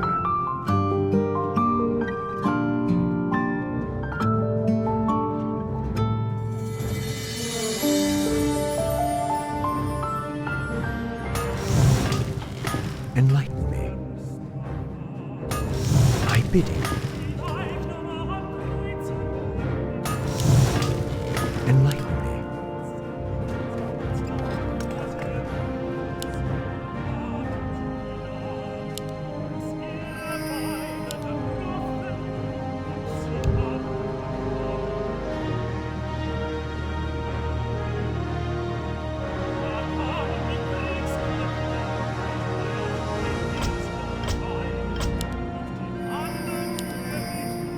My brothers, it has begun. Job's done. I am prepared. No one shall be the wiser. Upgrade complete. Job's done. For my Job's brothers, done. I shall be your eyes. enlighten me. No one Upgrade shall be the complete. wiser. I am Job's done. prepared.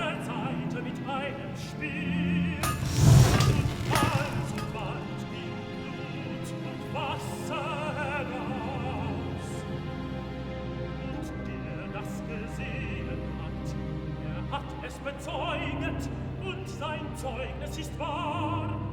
Und der selbige weiß, dass die Wahrheit sagt.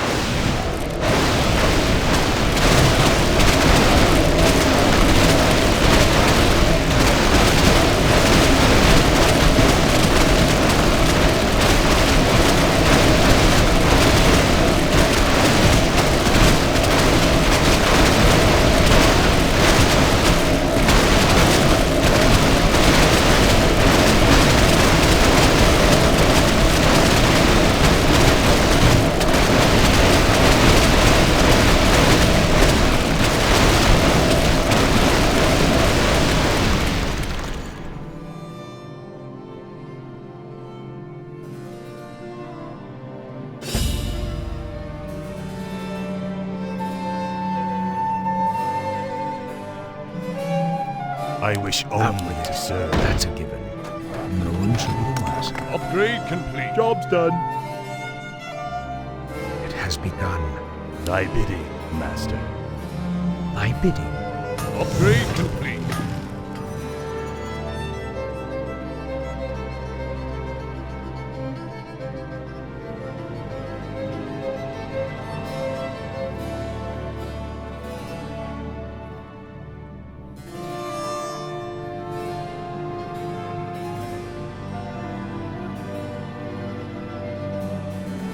Research complete.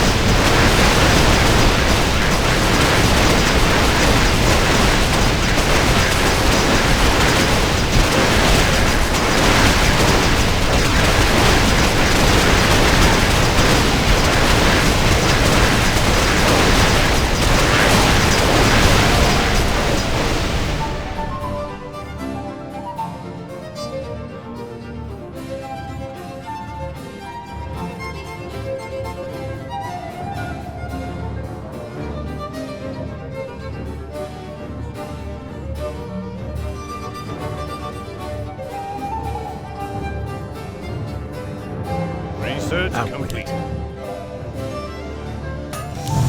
I pity. That's a given. For my brothers. Job's done. Job's done. Upgrade Should I complete. mess someone Upgrade up? complete. Out with it. No one shall be the wiser. Job's done.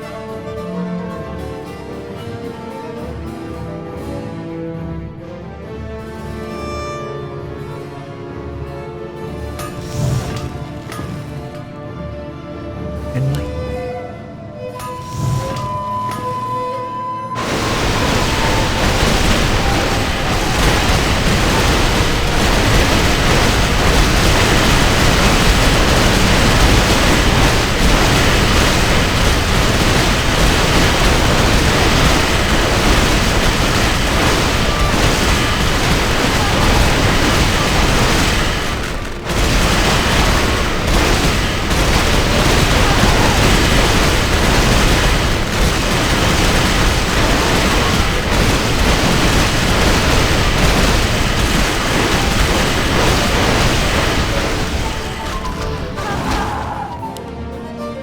Out with it. That's a given. Job's done. I wish only to serve. My bidding.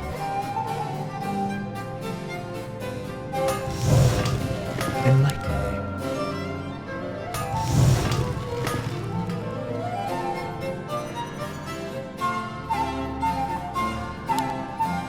I am prepared.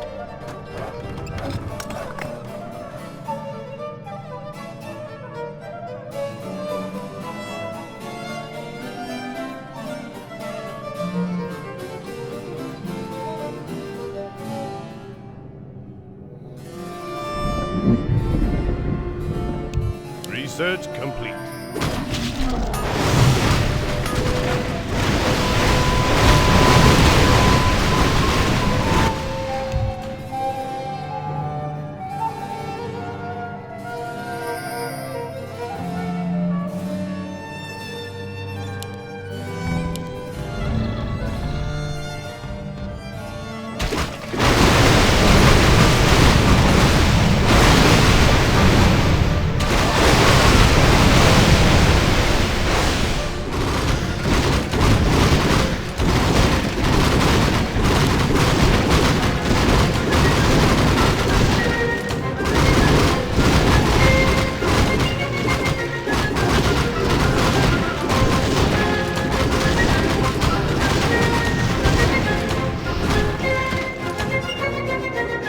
Out with it. I am prepared. Upgrade complete. My bidding.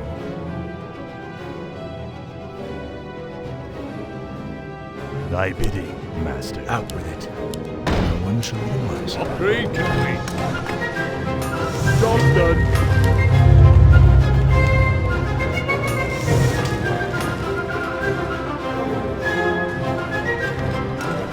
I am prepared.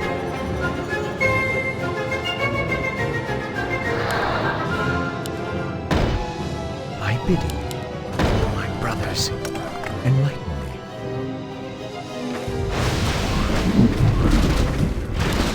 Someone call for the doctor.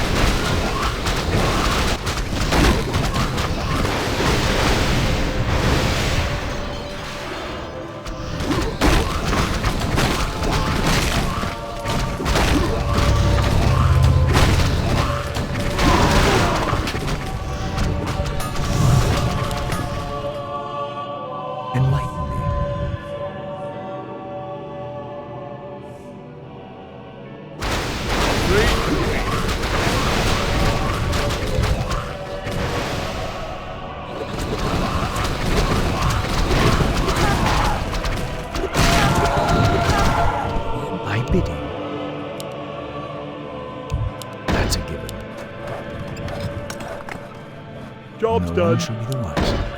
That's a given. Job's done.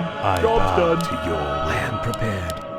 Upgrade complete. For my brothers. Job's done. It has begun. Job's Thy done. bidding, master. Job's done.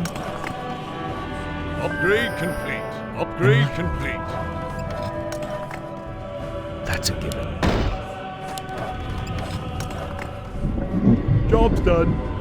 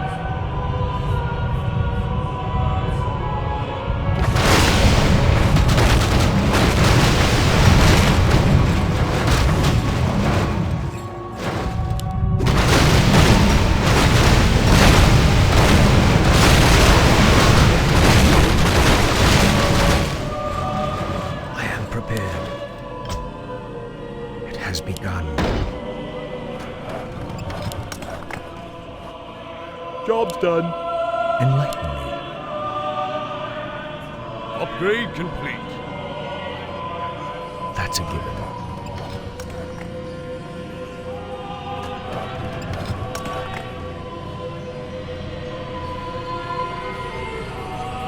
It has begun. For my brothers.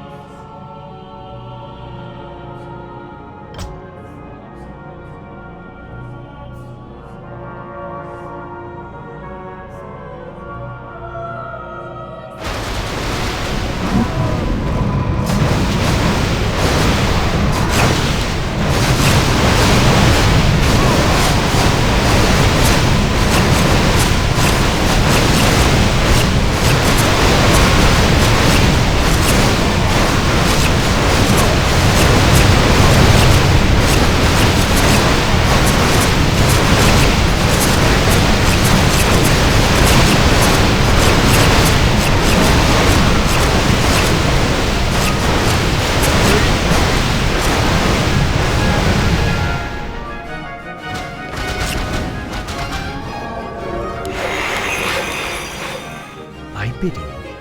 That's a given. I bow to your will. What needs reveal Out with it. It has Upgrade begun. complete. Upgrade My complete. brothers.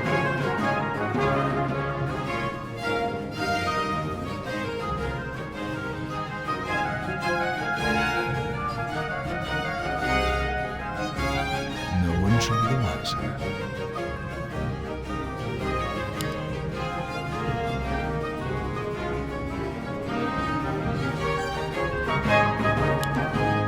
My brothers. It has begun. Job's done. It has Job's begun. done. Job's That's a done. given. Job's done. For my brothers. That's a given. Job's done. For my brothers.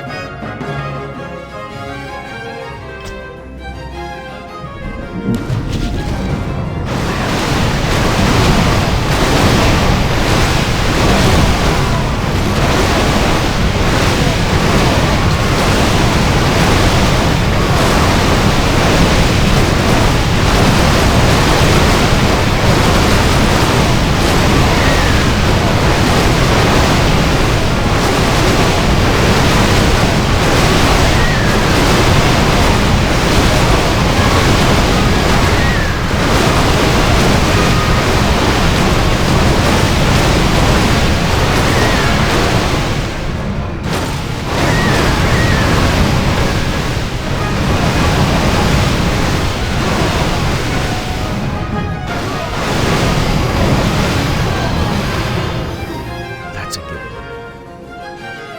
It has begun.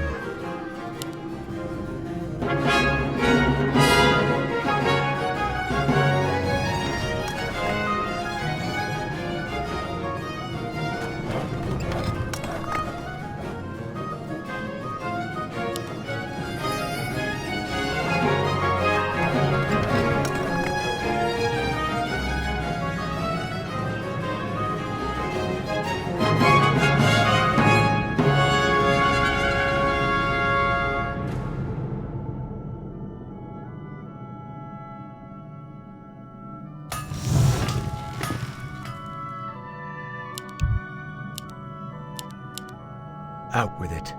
For my brothers.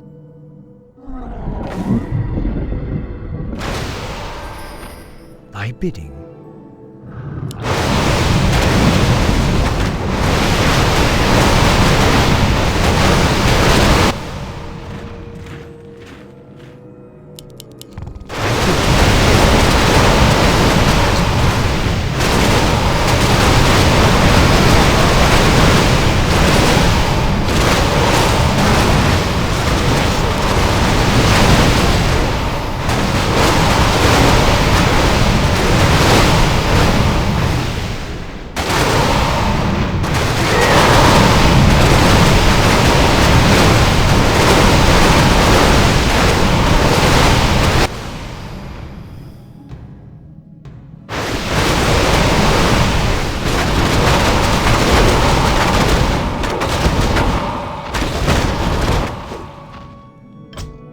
For my brothers. It has begun.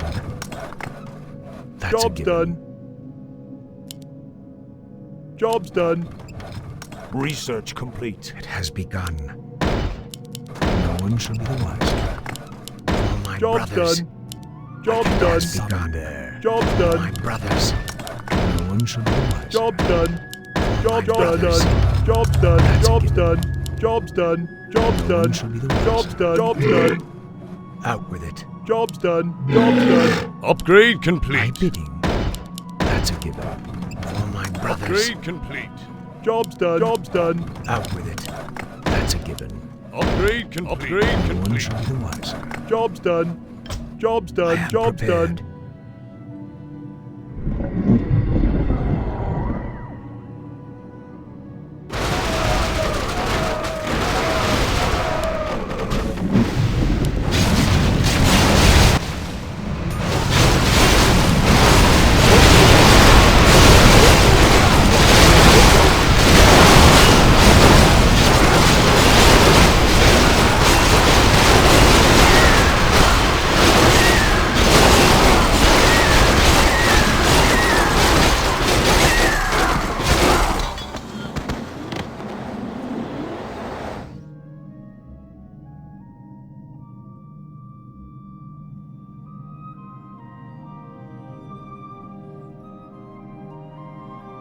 Research complete.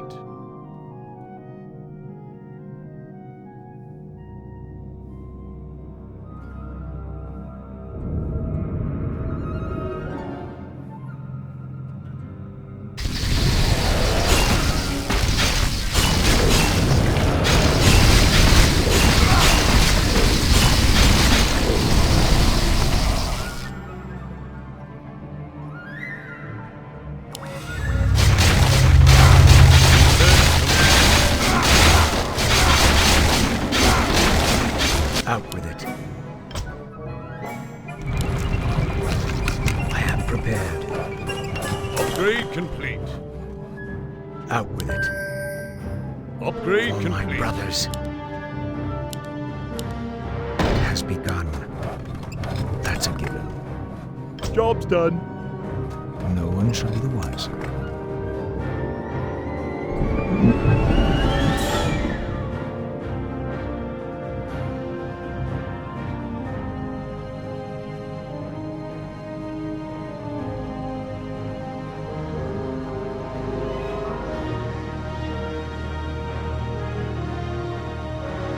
Thy bidding.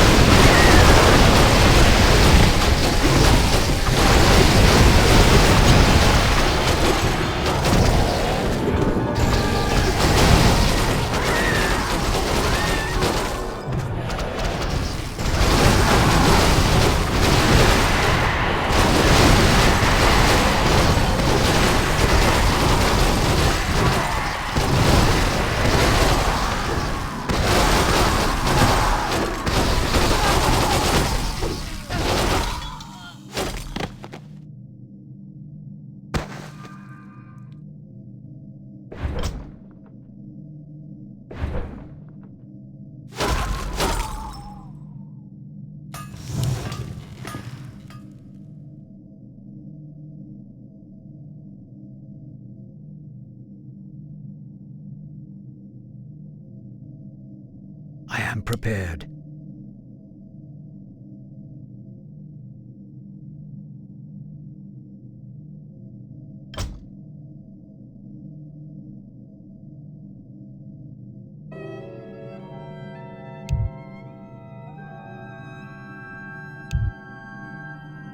Research complete. Thy bidding. That's a given. For my brothers. No one shall be the wiser.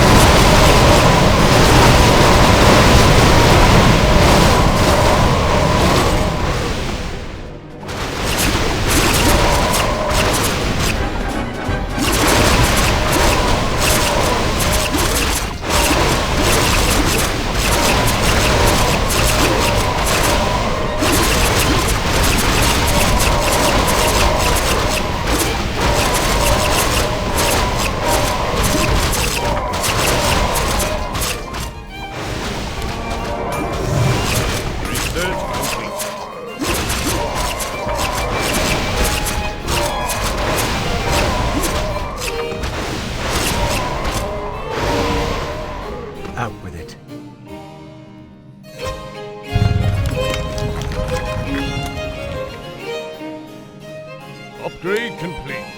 My soul is yours. Upgrade complete.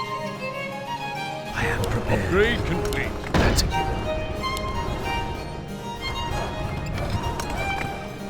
Job's done.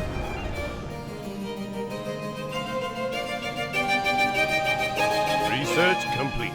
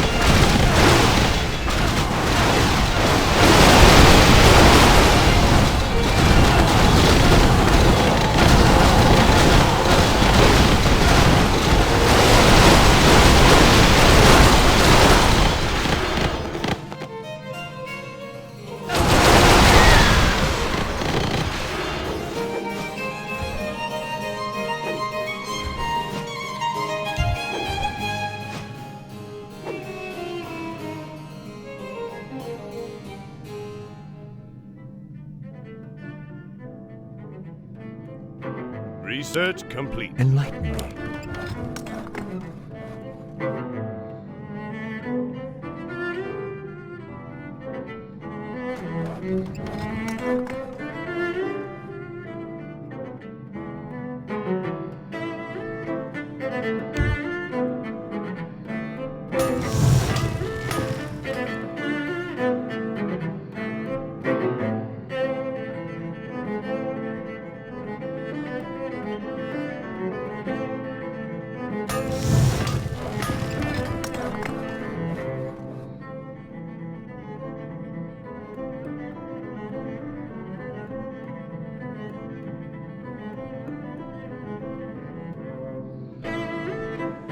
Research complete. Out with it.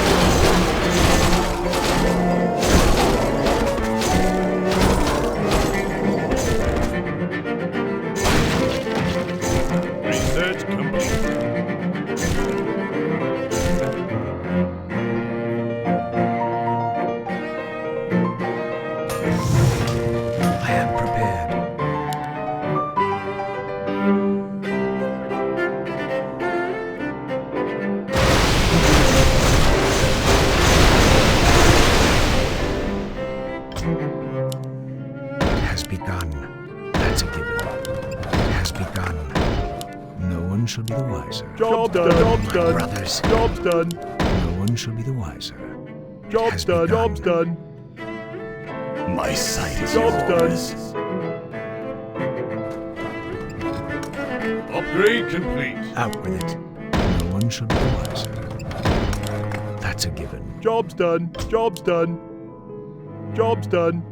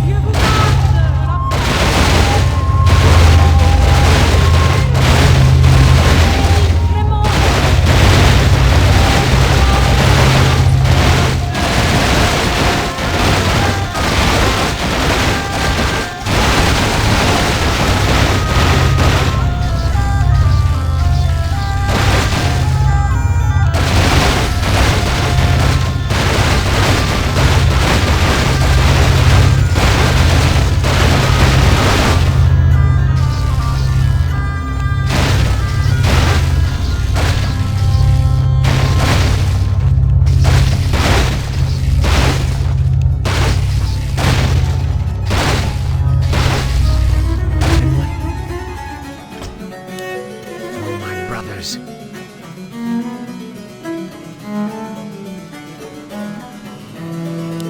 No one shall be the wiser. That's a given. Job's done. No one shall be the wiser. Job's done. Job's done.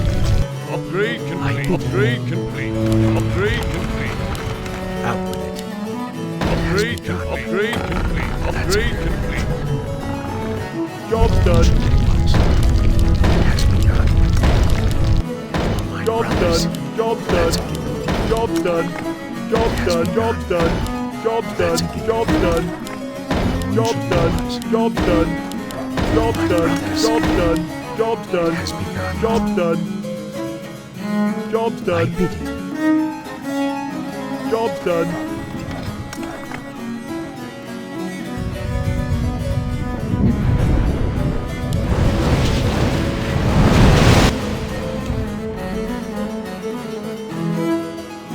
I pledge my loyalty.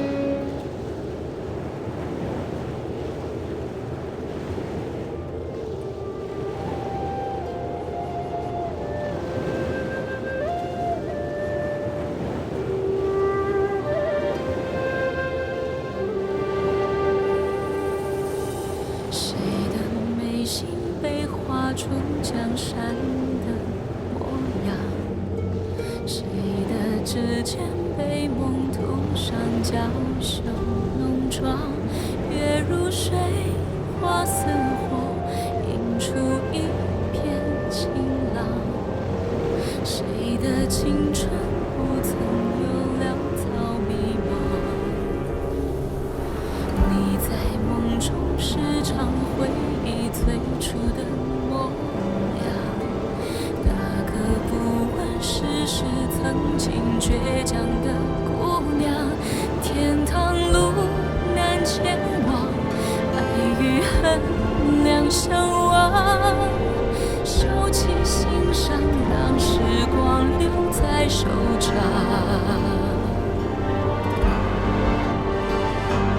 敢为天下先，为爱恨缱绻千年。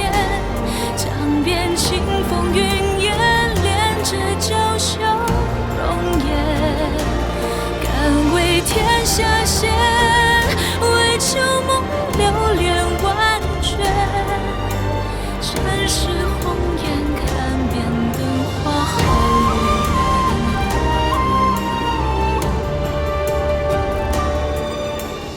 你在梦中时常回忆最初的模样，那个不问世事、曾经倔强的姑娘。天堂路难前往，爱与恨两相望。收起心伤，让时光在手掌。敢为天下先，为爱恨缱绻千年。将遍清风云烟，恋着娇羞容颜。敢为天下先，为旧梦流连万卷。尘世红颜，看遍灯花好月圆。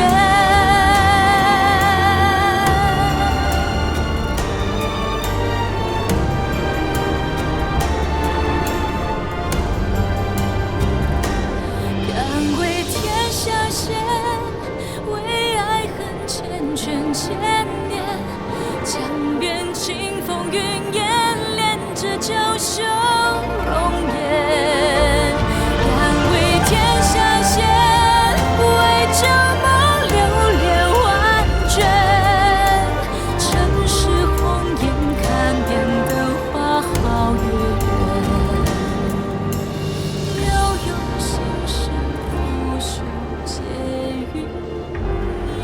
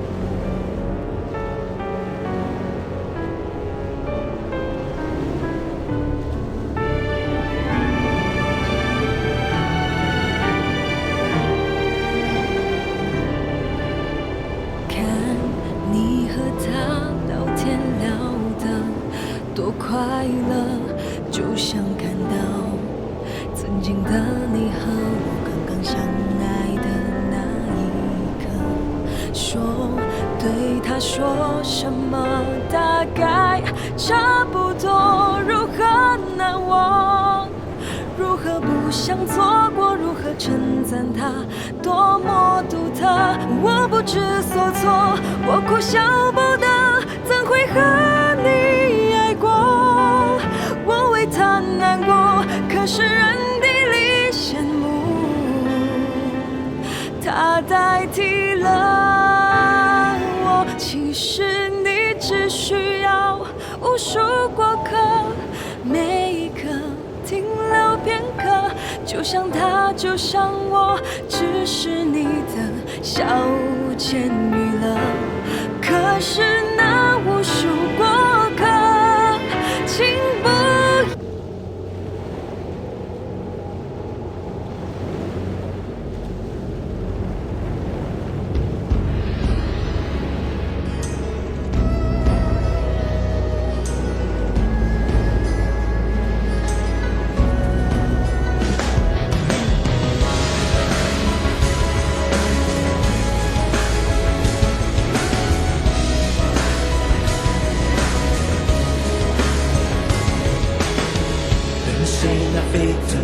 魂魄如让山水为之褪色，来拯救这天涯萧索。是谁恩怨情仇烟火，心上牵挂无暇抖落，只为世事杀出传说。为狂世敬畏，胸怀天下。虽然地震却会残杀，难道有为天道错？残悲歌为切，未看奈何。怕岁月过，只随心念火，等后世来评说。你是风沙的怒吼，你是断崖的坚守，你是剑锋过后仰望月夜眉间的寂寞。你是滴水的沉着，你是落花的优柔，你是万世称颂却为日落，默默哀叹的血肉。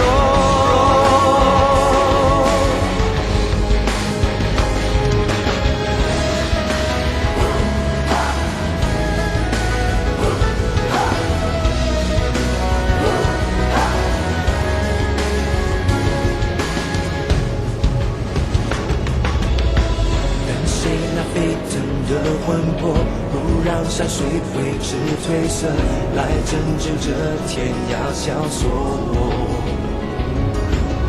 是谁恩怨情仇烟火，心上牵挂无暇抖落，只为世事杀出传说。为狂世敬畏，胸怀天下。虽然地震却会残杀，难道有为天道错？残悲歌为切，未看奈何。怕岁月过，只随心念火，等后世来评说。你是风沙的怒吼，你是断崖的坚守，你是剑锋过后仰望月夜眉间的寂寞。你是滴水的沉着，你是落花的优柔，你是万世称颂却为日落，默默哀叹的血肉。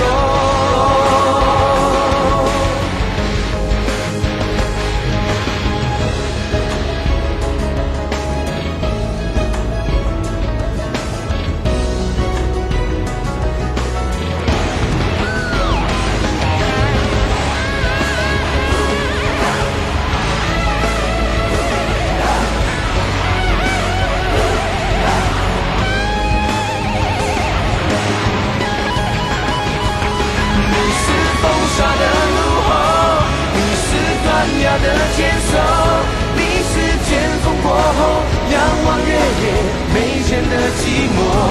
你是滴水的沉着，你是落花的优柔，你是万世称颂却为日落，默默哀叹的血肉。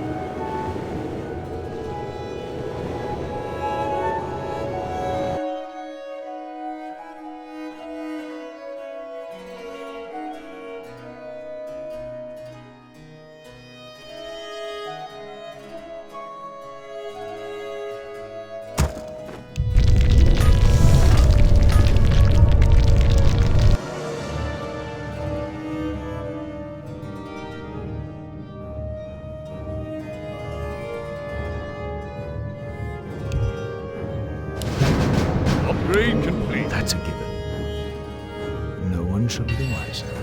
That's a given. No one shall be the wiser. For my brothers.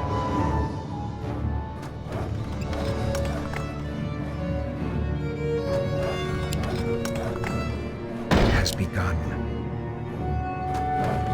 Job's done. Out with it. For my brothers. That's a given. For my brothers. Job's done. Job's done.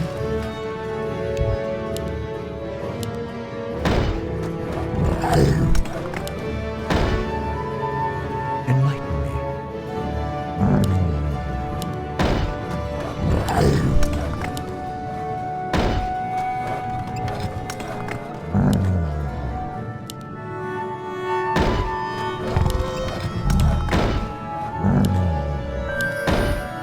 Out with it.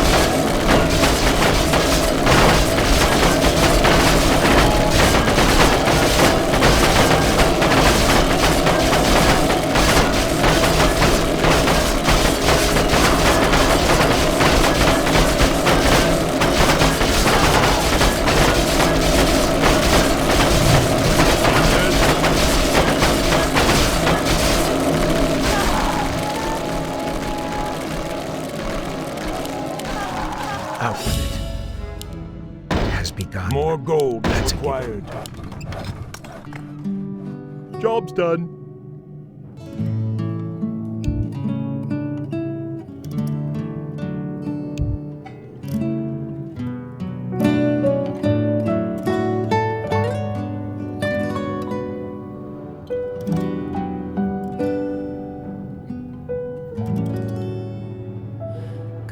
一盏灯，让你心安；留一张被，帮你取暖。眼泪未干，天已经亮，比我爱你来得匆忙。写一首歌。天在唱，藏一幅画，晚点欣赏。以前那句来日方长，变永恒的绝响。愿你笑容一如往常。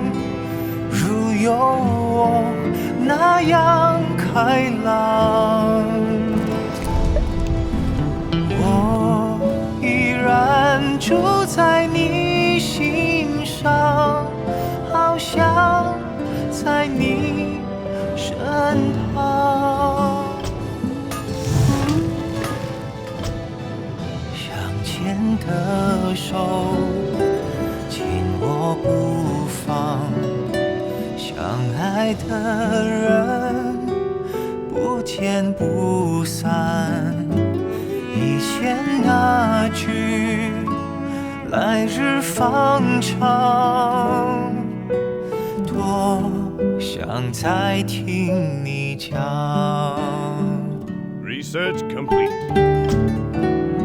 I am prepared.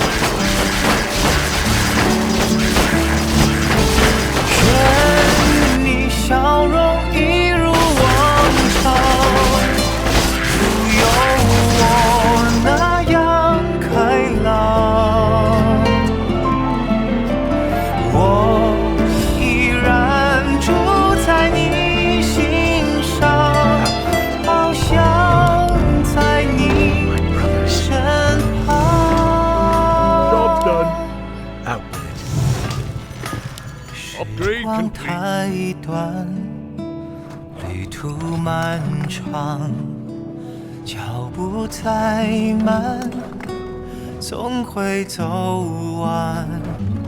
今天这句，来日方长，便说成了遗憾。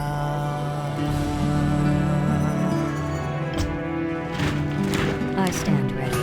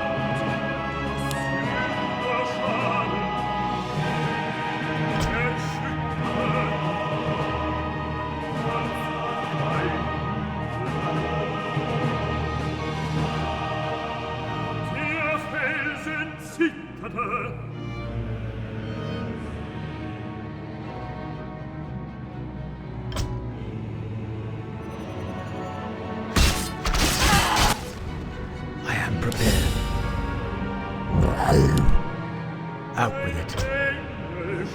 Upgrade complete.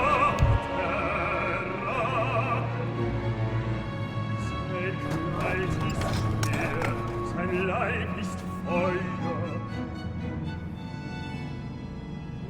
Wälzt den schroffen Stein.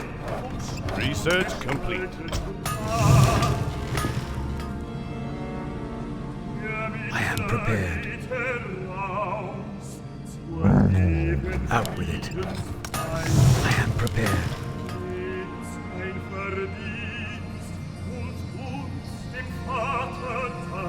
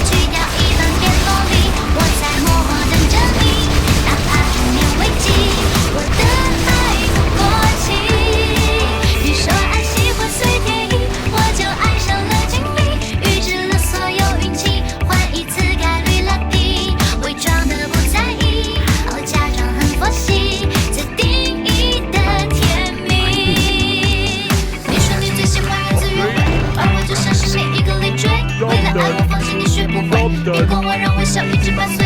我说我最喜欢你的滋味，因为你我可以整夜不睡。等到你遇见你这个机会，我相信我的直觉一定对。你说你喜欢森林系，而我多了一个 G， 就像 LOVE， 去掉一半变萝莉，我在默默等着你，哪怕中年危机，我的爱不过期。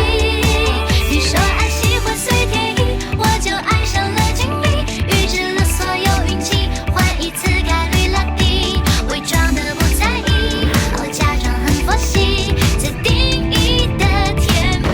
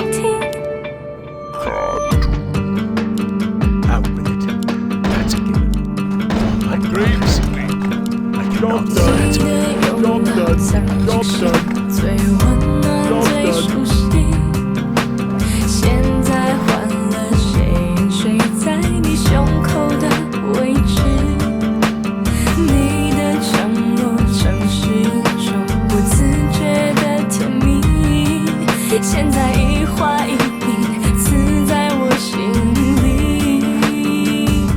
我给你我的心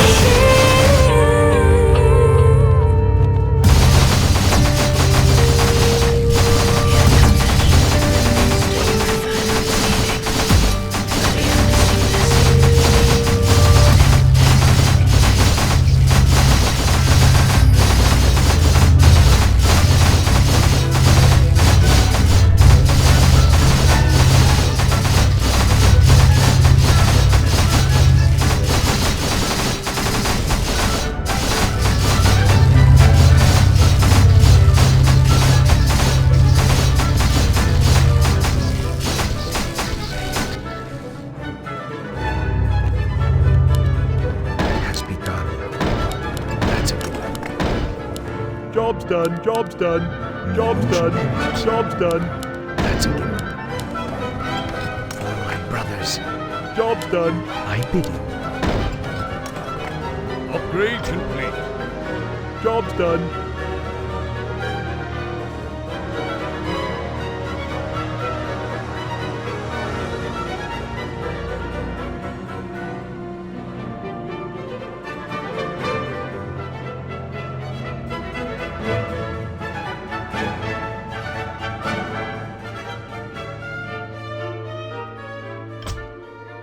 Enlighten me.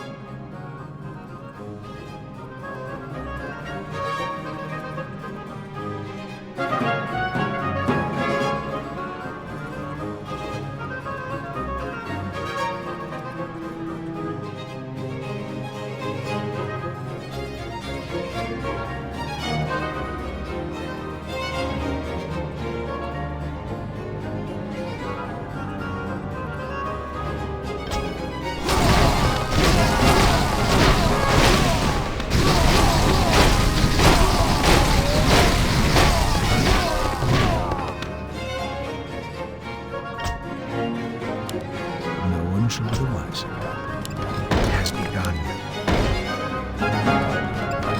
Job's done. Job's done. I cannot, my brothers. Upgrade complete. Job's done. Job's done. Job's done. Job's done.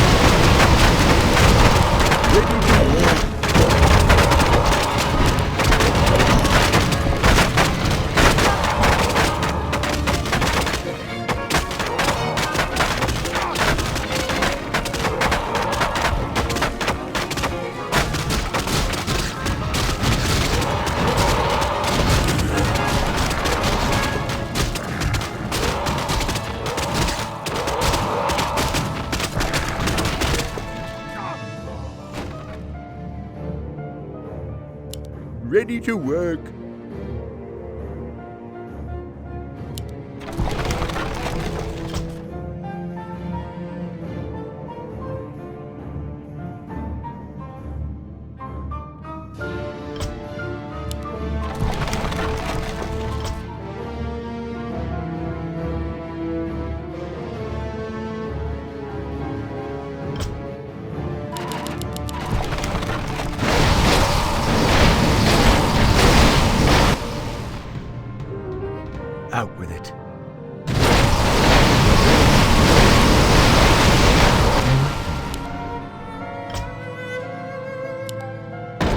brothers.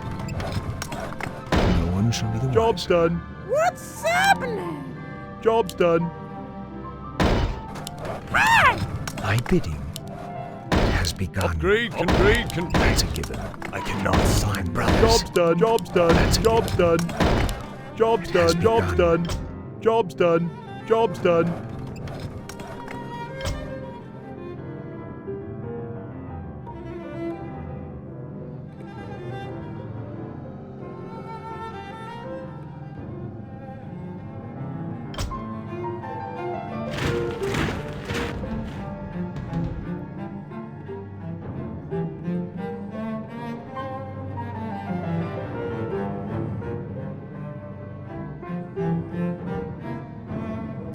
Us hear and obey.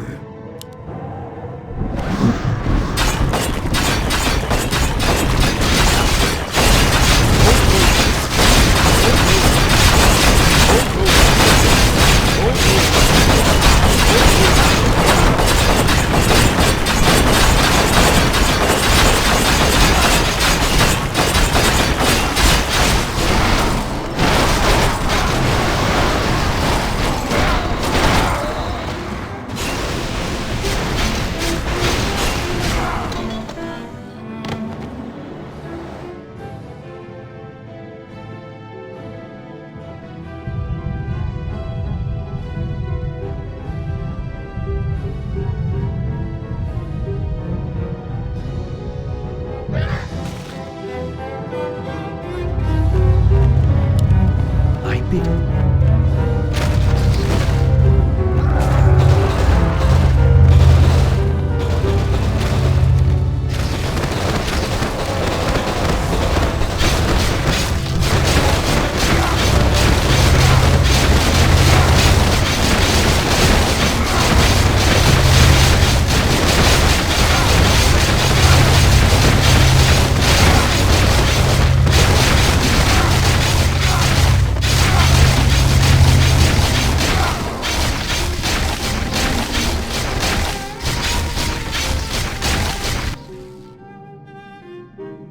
For my brothers.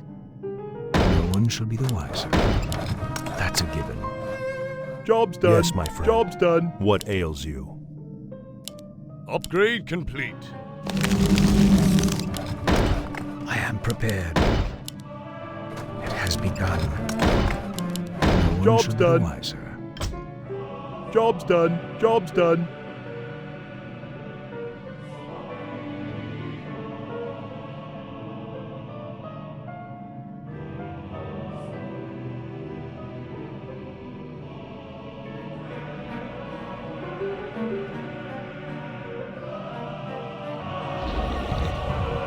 “学姐，你怎么现在更像大学生？”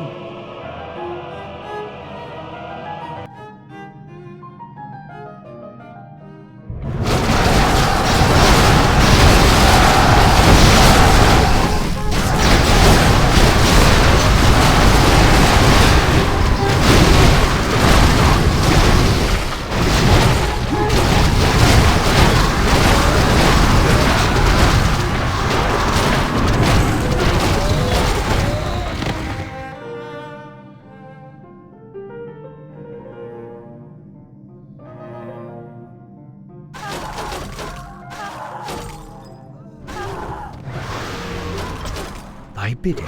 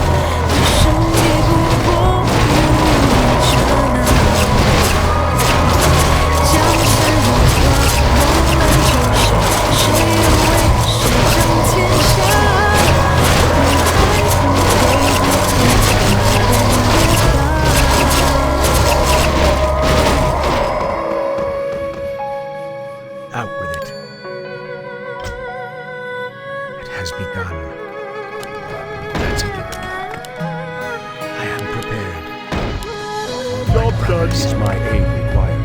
Job done. Out with it. Upgrade complete. Upgrade complete. For my brothers. Job done. 岁月 For 淘 my 的 brothers. 苍 Job 尘 done. 封 I 过 bid 往 you. 有几度秋凉，两颗心一人藏，记恨两行，忘却不能忘。等月色染云鬓成霜，如初夜晚呢喃。我在山城深处凝眸着月光，天有多大，思念无涯，今生受不了牵挂，今生抵不过与你刹那。江山如画，梦难救下，谁又为谁争天下？不爱不悔，不恨不痛也罢。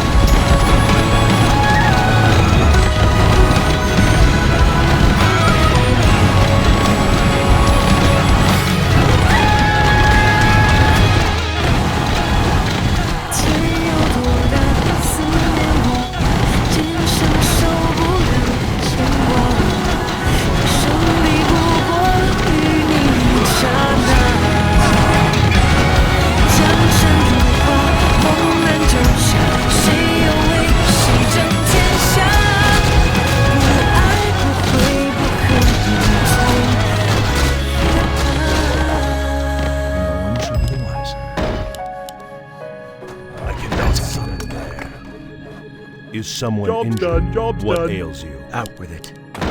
Upgrade complete. Upgrade complete. Job's done. Job's done. I bid you.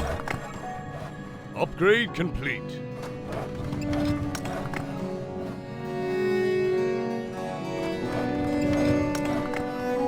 Enlighten me.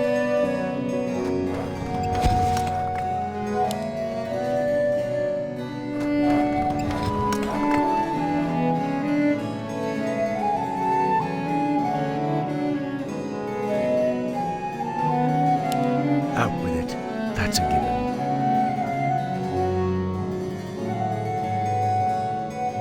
For my brothers. That's a given. For my brothers.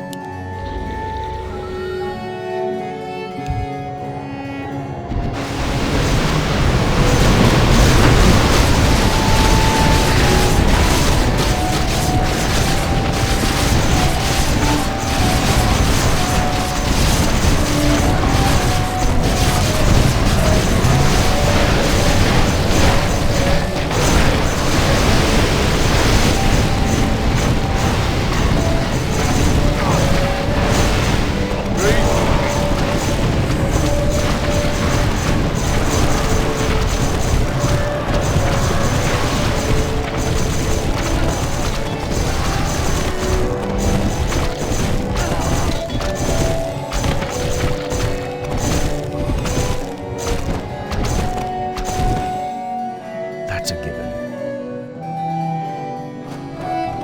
No one should not summon there. What's happening? Out with it. Job's done. That's a given. Is someone injured? Job's done. I am Upgrade. prepared. Upgrade complete. Upgrade Out with complete. it. Yes, my friend. My bidding has begun. For my brothers. Job's done. Job's done. No one shall be Is the my wiser. aid required? I am prepared. Upgrade complete. For my brothers. It has begun. Job's done. No one shall be the wiser. Job's done. That's a Job's given. done. Job's It has done. begun. My bidding.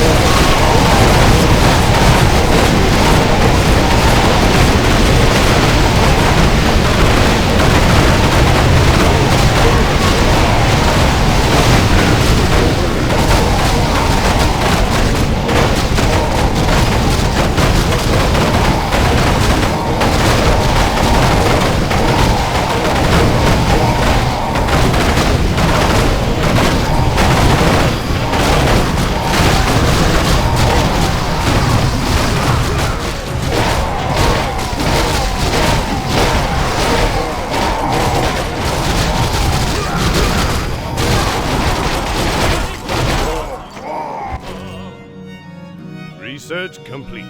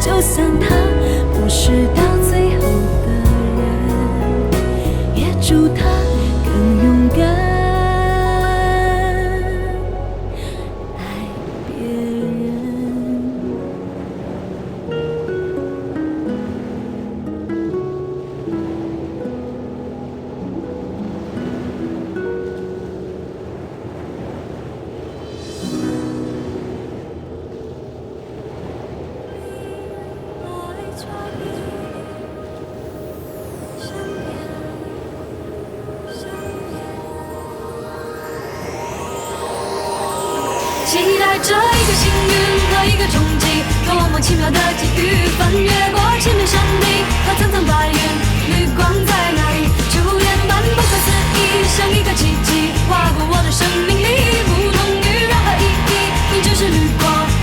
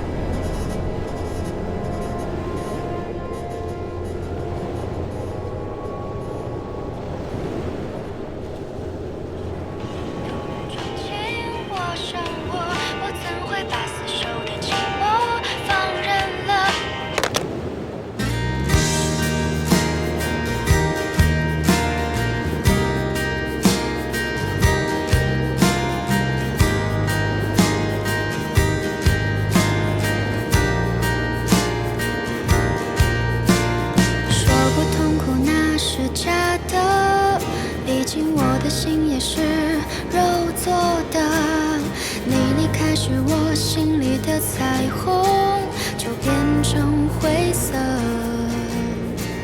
说不心酸那是假的，如果我真的没那么爱过，爱着一个没有灵魂的人，世界都是黑色。若不是你突然闯进我生活，我怎会把死守的寂寞放任了？爱我的话你都说，爱我的事你不做，我却把甜言蜜语当作你爱我的躯壳。你的悲伤难过我不残破，我也会把曾经的结果当施舍，不去计较你太多，从此你在我心里只剩绿色。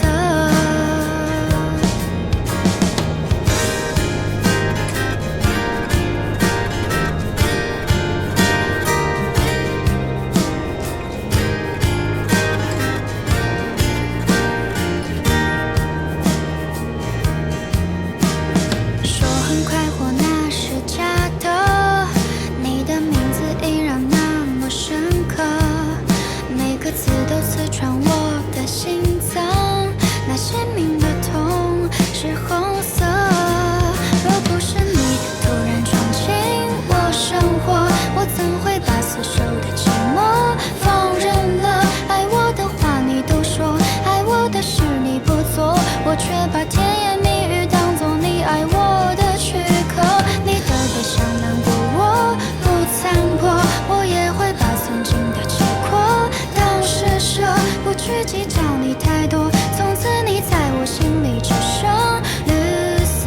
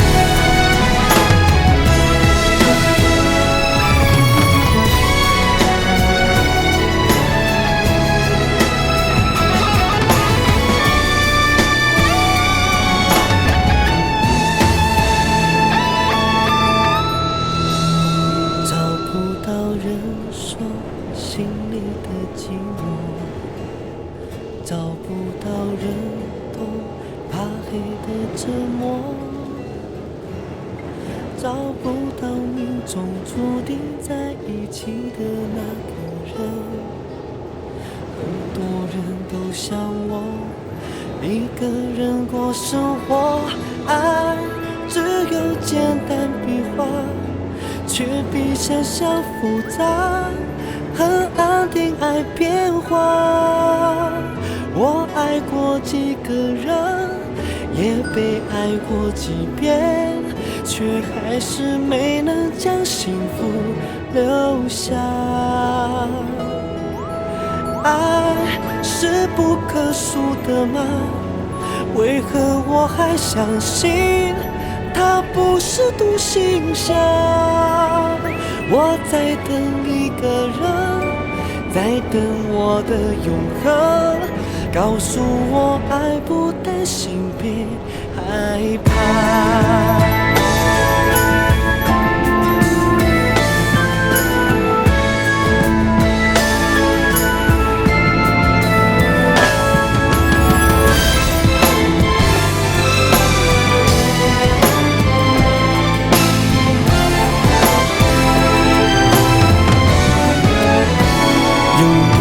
身边泛滥的自由，开始怕孤单是一种诅咒。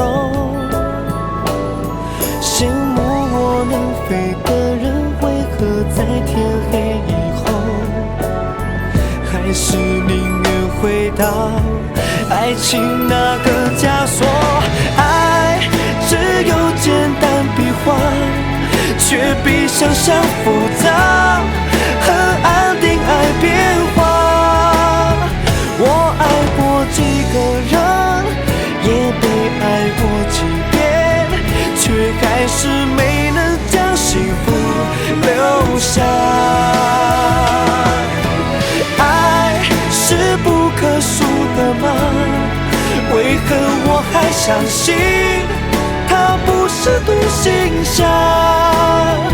我在等一个人，在等我的永恒，告诉我爱不担心，别害怕。爱只有简单笔画，却比想象复杂，和安定爱变化。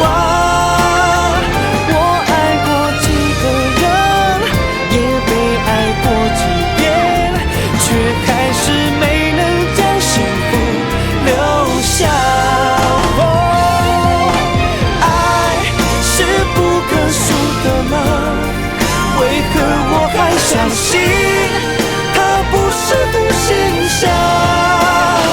我在等一个人，在等我的永恒，告诉我爱不担心，别害怕。我在等一个人，在等我的永恒，告诉我爱不担心，相信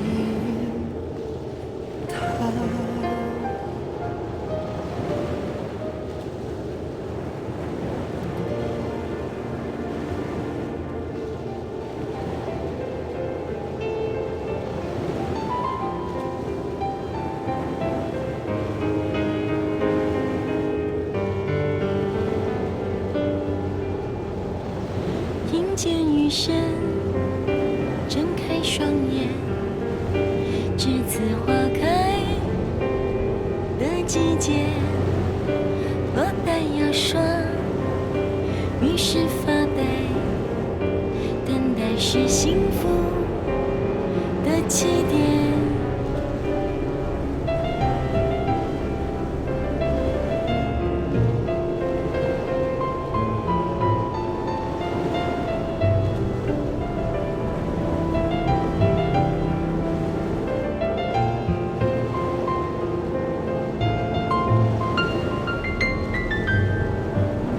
那首情歌唱了几遍，依然会有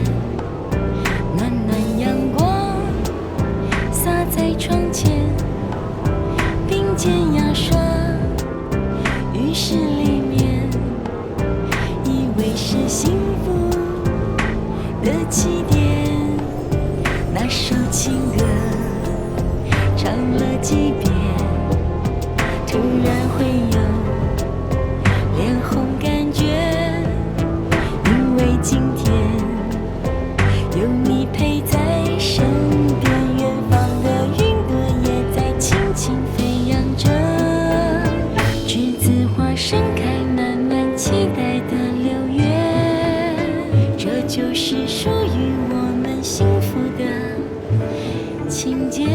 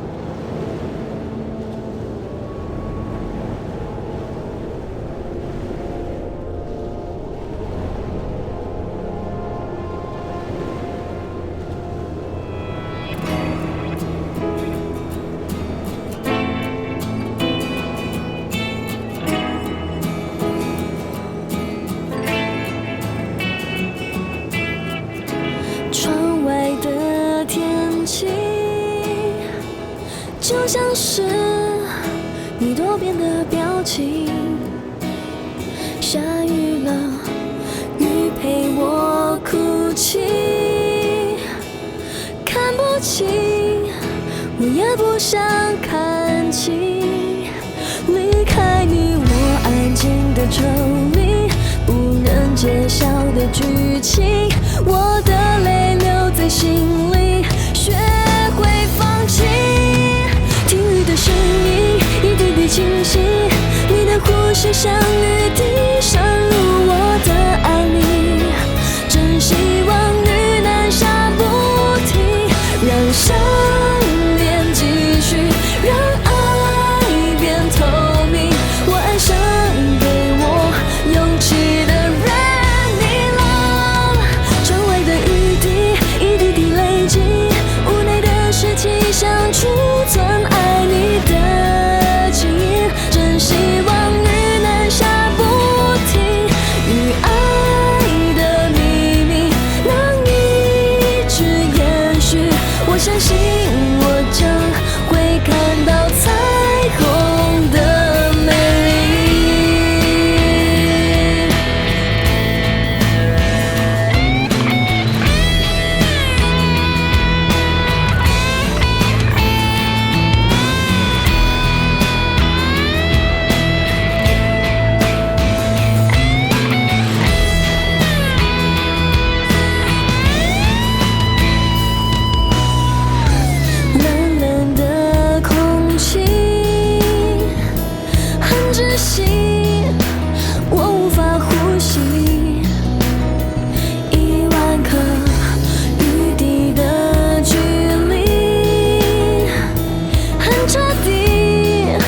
让爱消失无形，离开你我安静的城里，不忍揭晓的剧情，我的泪留在心里，学会放弃。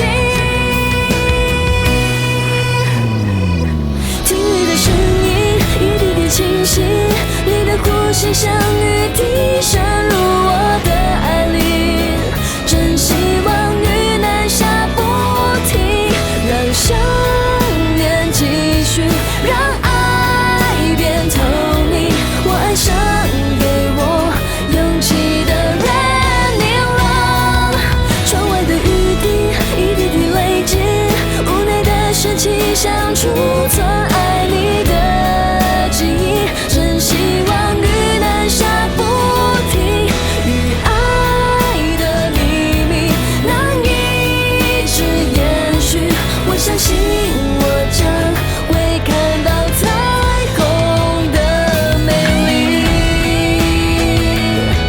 屋内的湿气像储存爱你的记忆，真希望雨南下不停，与爱的秘密能一直延续。我相信我将会看到彩虹的美丽。